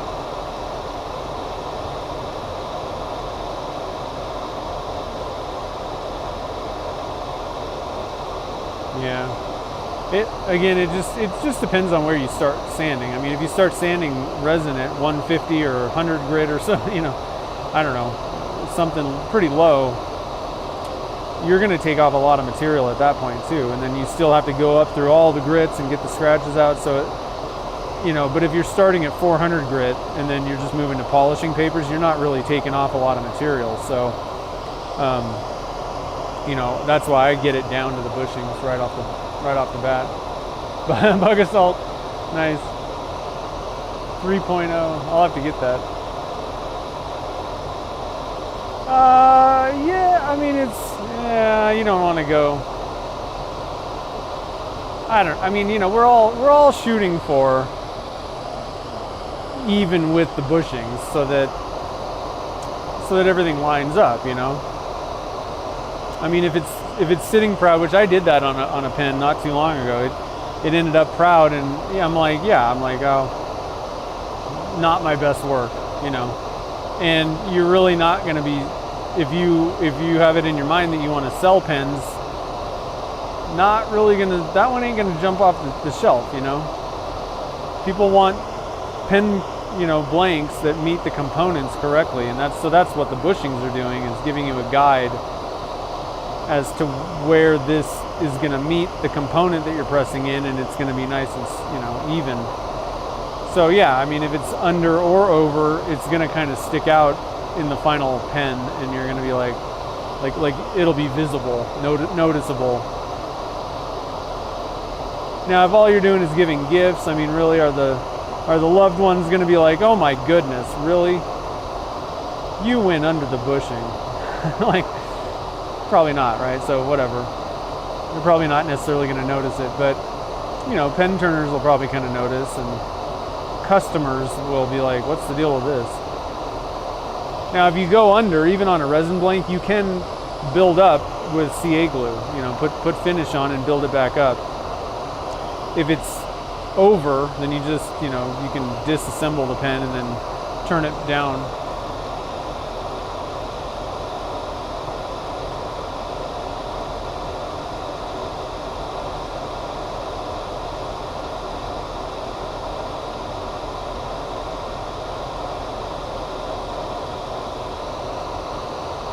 I'm giving this a good amount of time with the green.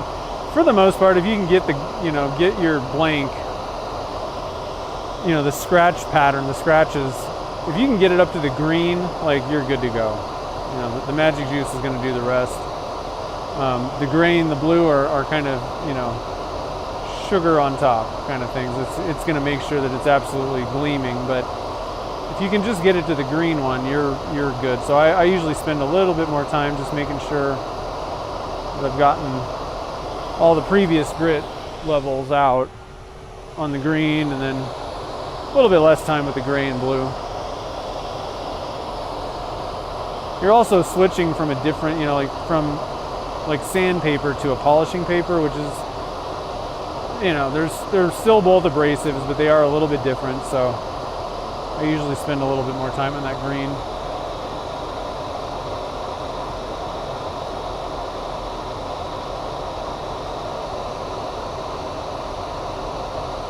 And you can even get it from Turner's Warehouse. They'll ship internationally. I don't know if either of them has a better price, you know, for international shipping or not, but it does make it pretty difficult. I mean, you know, international shipping, I don't ship international because it's just so expensive. People get mad.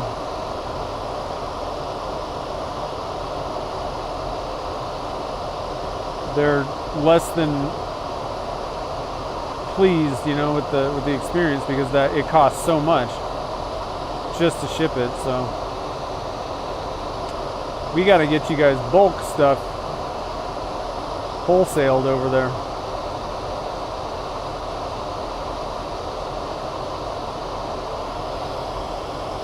Okay, and then we'll do a little bit of blue just for the heck of it.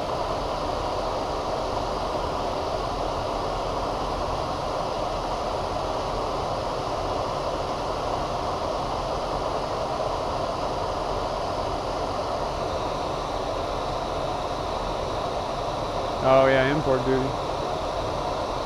I'm telling you. We're gonna have to smuggle it over there.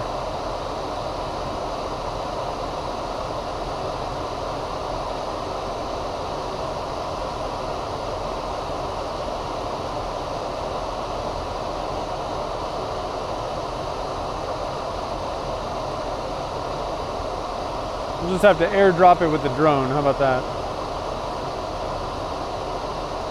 Oh, I didn't need this thing on the whole time when I was doing wet sanding. No dust to pick up. Sorry about that.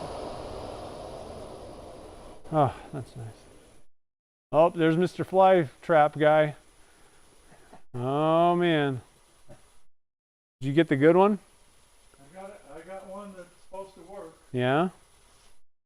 Sweet. Stick it right up here on the... Yeah, put it away from where I work. How about that? Away from where you work. Put it over there on the festool table. Maybe. What? Festool table. Well, I gotta stick it to the wall. Why? Well...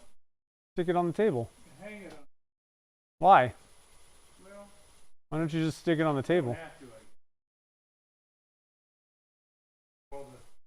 Yeah, let's see what happens. Flies.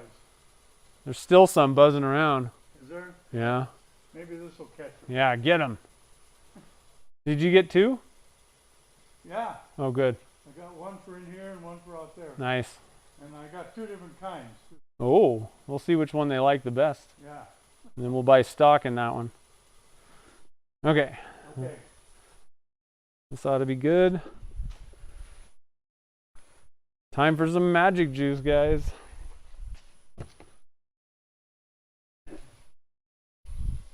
Oh, I like to leave my sham wow so I don't get polish all over my bedways. Okay, here we go. I'm gonna give you guys a shot of see how this thing looks. I haven't even looked at it yet. I think it's gonna be looking pretty good.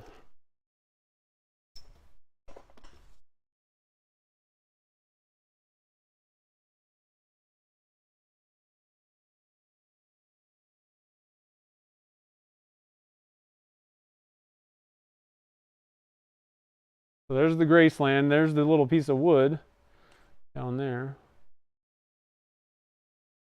And there's the king. Oh man. Pretty cool. Okay, so let's get some magic juice going.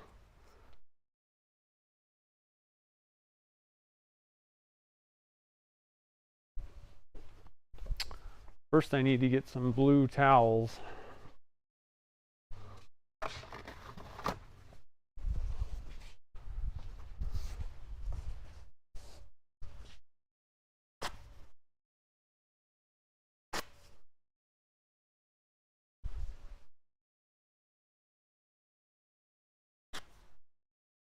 Okay. Let's meet Dad. He's been in a couple videos, but he doesn't like to get it. He hates the limelight.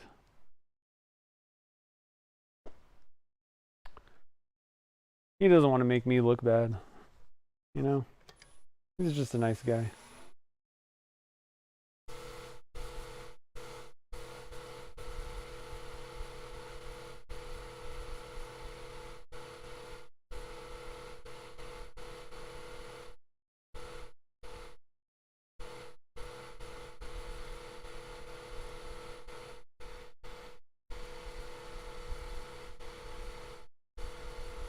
Okay, step 1, taken care of.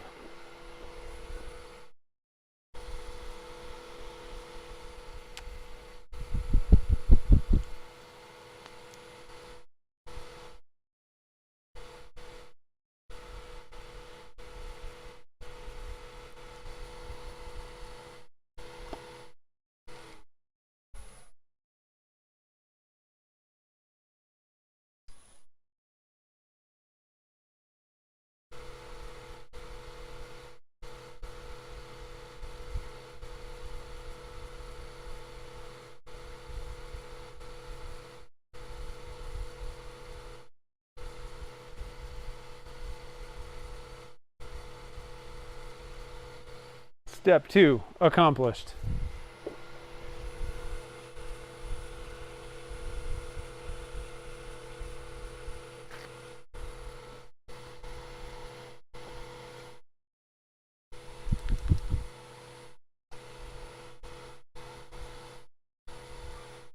Well, if you really get, I end up hitting the bushings with my tools. It doesn't do anything, really.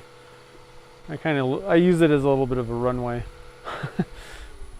Not really fine, but if you're good, you don't need to hit the bushings. You know.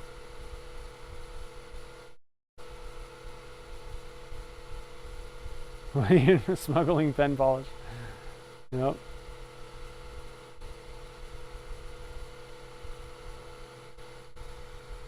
Yeah, somebody's got to smuggle my stuff too. Yeah, it is a shame that shipping causes problems like that.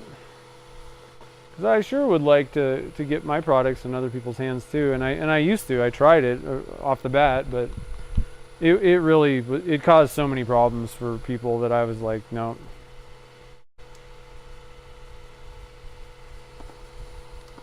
people turned from, yeah, you should really get your products over here to, they were just like, that wasn't very fun. One of the big problems is people would always request that I put, like that it's a gift, and I'm like, there's a receipt in the box. Like, I'm sorry, I'm not doing that. It's a business transaction. I'm not gonna, even though nobody's probably gonna get in trouble, I'm sure as heck not sticking my neck out on the line for that. So that was one of the things that people really didn't like. But that's my stance, you know, it's my policy, so. But like I said, I mean, things got lost and things were super expensive and it took forever, and I'm like, 9 times out of 10, the responses or the interactions I had with customers that were international was not positive. They were wondering where the thing went. They were complaining about something, you know. I'm like, okay, I just can't keep answering emails. It's just wasting my time with the emails, and it's making people mad. So I gave up on it. He's been in some of the earlier videos. He doesn't really like to be on camera.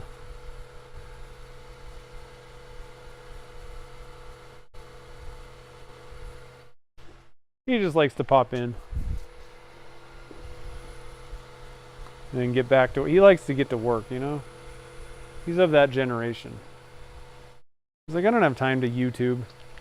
I got work to do.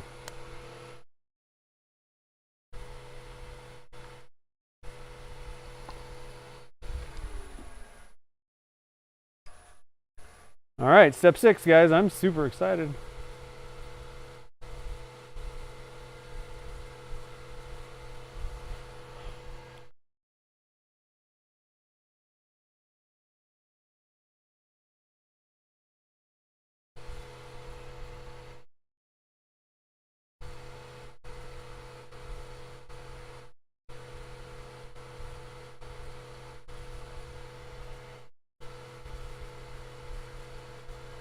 Okay, let's see what we got here.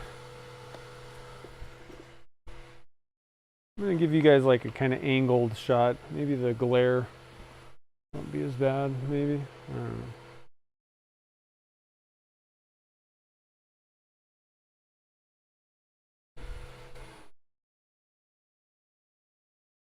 know. Ooh, look at that. The king. Yeah, that's looking fabulous. She's gonna love this thing. Sweet. Okay. Let's get this thing put together and we'll give you a closer up shot. Closest up.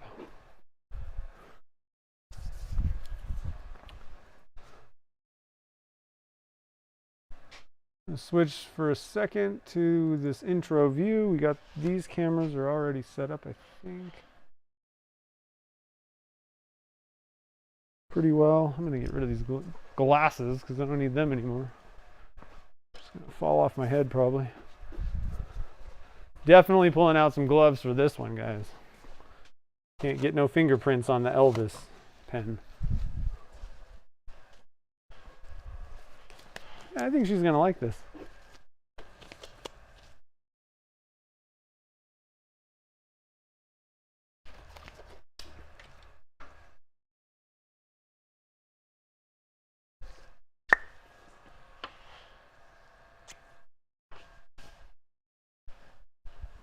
Whew, that's shiny.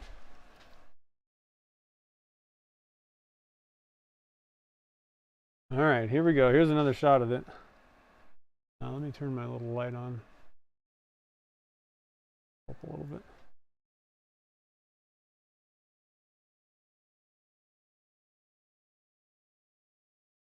Camera's shaking.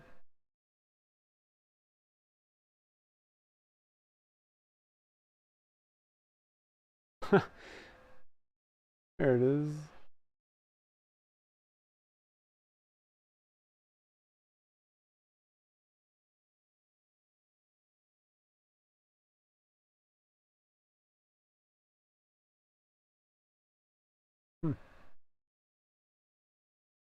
Look at that. Still not really focusing, is it? Maybe my eyesight's just terrible. I don't know. Anyway, and here's that little piece of wood.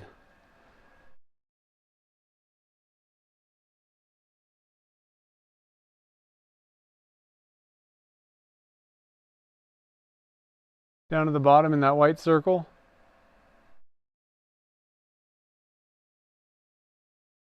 And it's really having a tough time focusing on this thing.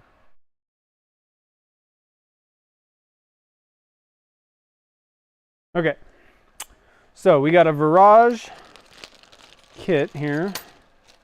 And this one, there's a few things that you got to put together first with this. It's the same drilling and everything as a Sierra, but you do have to do a couple extra things with the parts to get it going. And it's a little bit different, but pretty much the same. Okay, so, and I haven't done one of these for a while, so I'm going to have to, I might be missing a part.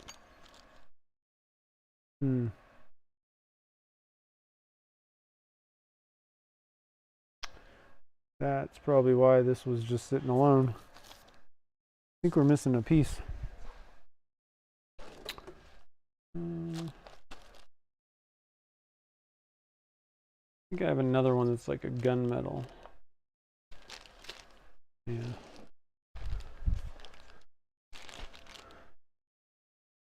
Yeah, I think I like the chrome for this one, so we're just going to steal that part.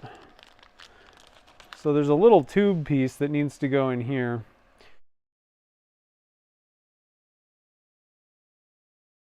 So we're going to do that real quick. You actually have to press it in.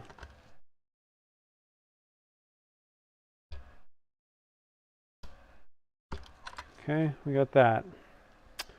Then got to think about this a little bit.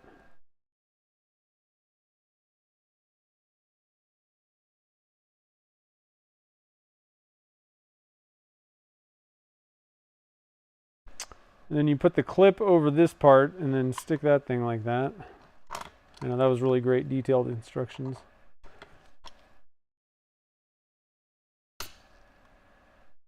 There. We got our clip thing. Ah, yeah, and then this thing goes actually inside that little tube.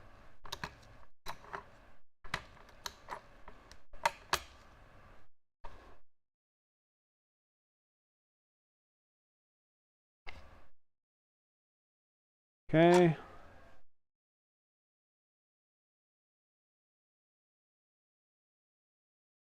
And then, but other than that, I mean, you're just putting a few of the components together, but it's pretty much the same thing as a Sierra. Now we got our, I don't know why they don't just assemble these stupid parts before they send it to you. It would make things easier. So same idea, that'll be the nib section. And then, so this one might be used less, a little bit. So I think I'm going to do it the right way where it can kind of be presented right side up. Did you guys see that last one? So I did the other one upside down, but I want to see Snoopy when I'm using it. I did it for a reason. So, but I think that this is technically upside down for most people. Because if you were trying to display it, it would be Snoopy upside down.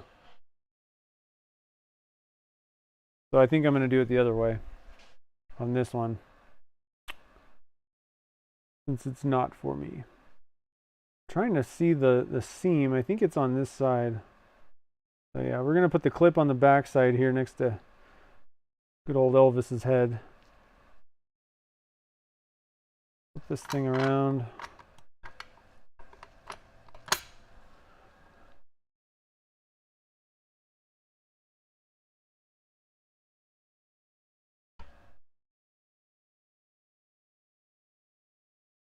There we go. Oh, that's perfect.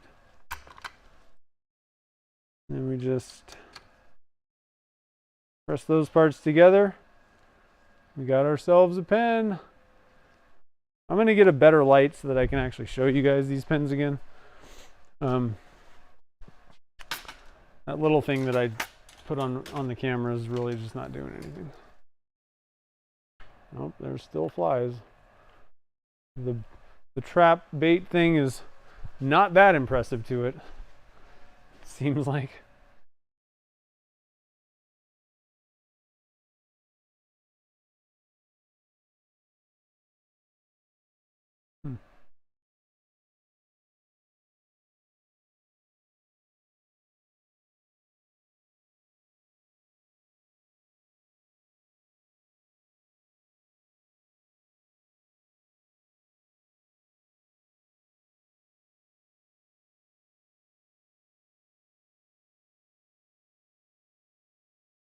This works really well with this label too, because there's like, this is the only place you can put the clip, you know?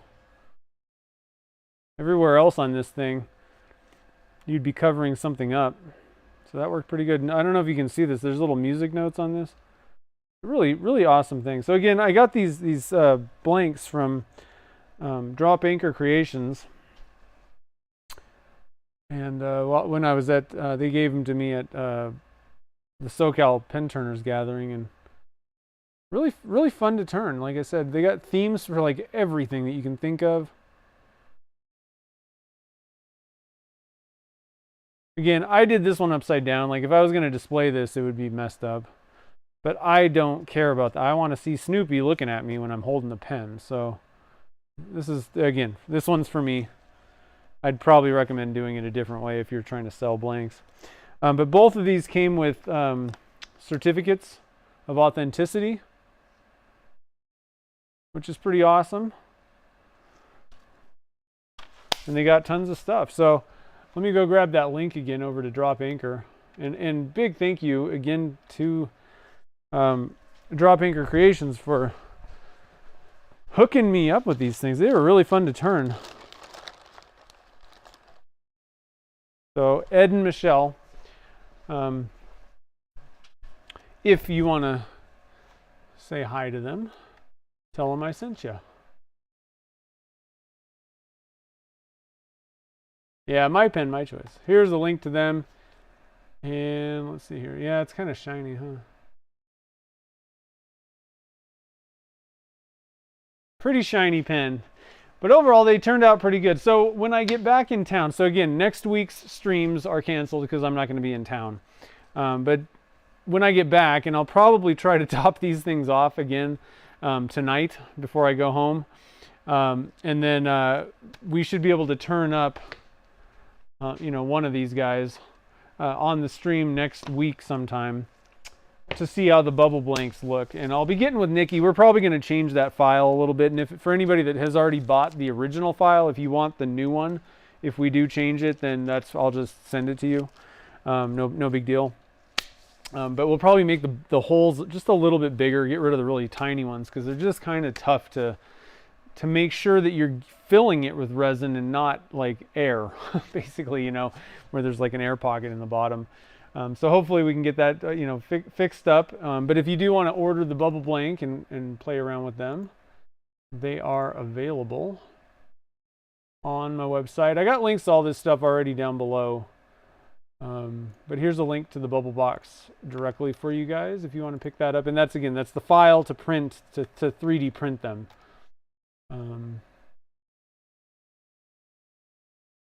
Yeah, I don't know if they do affiliate links. That's fine. I don't need any kind of kickback. They gave me the blanks. I mean, that's more kickback than than affiliate sales would probably be anyway. Not to say they're expensive. They're actually really reasonably priced. But I was just blown away. Like, I mean, so I'm at the show, and like their display was, I mean, huge. Like it was really long, like their table, and it's just filled with all kinds of different things. Every kind of theme that you could think of. They had all this stuff, and they're like, oh, pick a couple, and I'm like, how do I even choose? So it was pretty cool though. They hooked me up, and I actually have more. They gave me, I think, 4 of them. Was it 4? Yeah, I think it was 4 of them. So we still have, and I just wanted to knock out a couple of them today. Oops, that's not actually a blank. There it is. So I've got, and I already showed you guys this one, the Hogwarts Express and King's Cross wood. I was like, I love Harry Potter. That's cool. And I was trying to pick some slightly different ones. Today I didn't really want to mess with putting a finish over the wood if I needed to do that. I just wanted to get the kind of quick, simple Sierras done. But this one's got wood embedded on the top and bottom, and then and that's wood from King's Cross Station, and then it's the Hogwarts Express label. Actually, it's a stamp. This thing's got everything going on. It's a stamp plus a label blank in there. It's pretty crazy. So that one, I was like, okay, that's sweet. And then this one is it's got a piece of Independence Hall. The same kind of oops, too close. Same kind of deal as the Elvis. That little bit right there, that's actually a piece of wood from Independence Hall. So I thought that would be a really cool one to do with the Independence pen kit. So actually, Turner's Warehouse hooked me up with that to turn with it. So we'll do those down the road. Like I said, whenever there's like, I don't really have anything, something didn't work on the stream that we can't turn something, we'll just pull those guys out and turn them up. It'll be pretty cool. We might even like do auctions or something like that, or giveaways for those ones. Well, probably not the Hogwarts Express one. That one's mine too. I was being a little bit selfish, I'm just going to say. Yeah, well, we were talking about that. Yeah, you could cut the bottom of the thing off, but the problem is you're not going to get different colors that way then. I mean, you could, like do like color swirl. So, like you could technically pour a bunch of different colors in one of these slots and then push it down in, and that's fine, but that's not really going to give you like fully separated colors in each one of those things. So it's kind of a tough issue, but I think just not having like super tiny holes, to be honest, the smallest hole, even it wouldn't really work super well. Like you'd have to be careful putting it in, doing it that other way, even with those small holes, I think. So, we'll just get it fixed up. We'll get a slightly different, slightly larger holes. And again, for many reasons. Number one, if you are impatient like me, it'll not make you want to throw the thing. Number two, it'll hopefully make it faster for people so that if you do want to sell blanks, you're not sitting there for 3 hours injecting resin in tiny holes. You can kind of get through it a little bit faster, so it'll help people that are trying to sell blanks. And there's a third thing, I can't remember why, but we'll slightly tweak the idea. Tweak the thing. So let's see, is there anything else? Am I missing anything? I don't think I missed anything. So anyway, guys, thanks for joining the fun tonight. And like I said, next week's streams, not Wednesday nor Saturday next week. So we will not have streams on the 24th or 27th. We will be back in action on the 31st with a resin casting stream of some sort. And for anybody that's that is doing mystery boxes from me, the subscription, they're going to go out just a little bit later this month, because things are just kind of crazy. I apologize. I wasn't on my game. And the problem was I didn't realize we weren't really making blanks for that this month. And I kind of realized that like yesterday, and then fly craziness happened, and so they're going to go out a little bit late, but don't worry. I got everything all ready at this point, but the boxes will go out after I get back in town. The problem is you guys don't actually get charged for them until like the week that I'm gone. So it didn't work, and I can't get things shipped before they get charged, and it's kind of a big hassle. So they're going to go out early next month, like first week when I get back. Or actually, when do I get back in town? Hold on a minute. Not even that late. They'll be going out, yeah. So actually, they're probably going to be going out on time. I take it back. Sorry about that. Just the end of the month. Just to let you know, though, if it's not, when you normally expected it or thought you were going to get it, that's why, because I was out of town this week. So anyway, guys, I hope you have a great rest of the weekend. Make sure to go and check out the mystery box video. So I know that It's kind of confusing, but the mystery box from Turner's Warehouse #2, if you haven't seen that, head over. I'm actually going to go grab a link to that video. I was really happy with how it turned out, and it was really a kind of a fun project. Lots of twists and turns on this one, a little bit of suspense. Not really sure I was going to make it through this project, so I'm just, I don't want to give it away, but I think you'll enjoy watching it. Oh, that's not the right thing. What's going on? Sorry, I'm trying to get to this video so I can link to it for you guys. There it is. And share and copy. So make sure to do that. Give it a like if you liked it too. That always helps out a ton. And leave a comment. Let me know what you thought of the video. There's the link to that. So mystery box #2. They're already plotting and scheming I think with Gretchen involved as well for mystery box #3. There's already plans being made. I hear little whispers and things going on behind my back, and Gretchen's over texting with Amy. So I don't know what's going to happen next month, but it should be pretty fun too. So anyway, guys, I hope you have a great evening, and I will see you guys in about a week, and we'll do a little bit of resin casting on the live stream, and I'll see you in the comments for that mystery box video as well. So I'll see you on the 31st. Let's see here. Yep, so I'll see you on the 31st of August. And anyway, guys, have a good night, and I'll see you on the next one.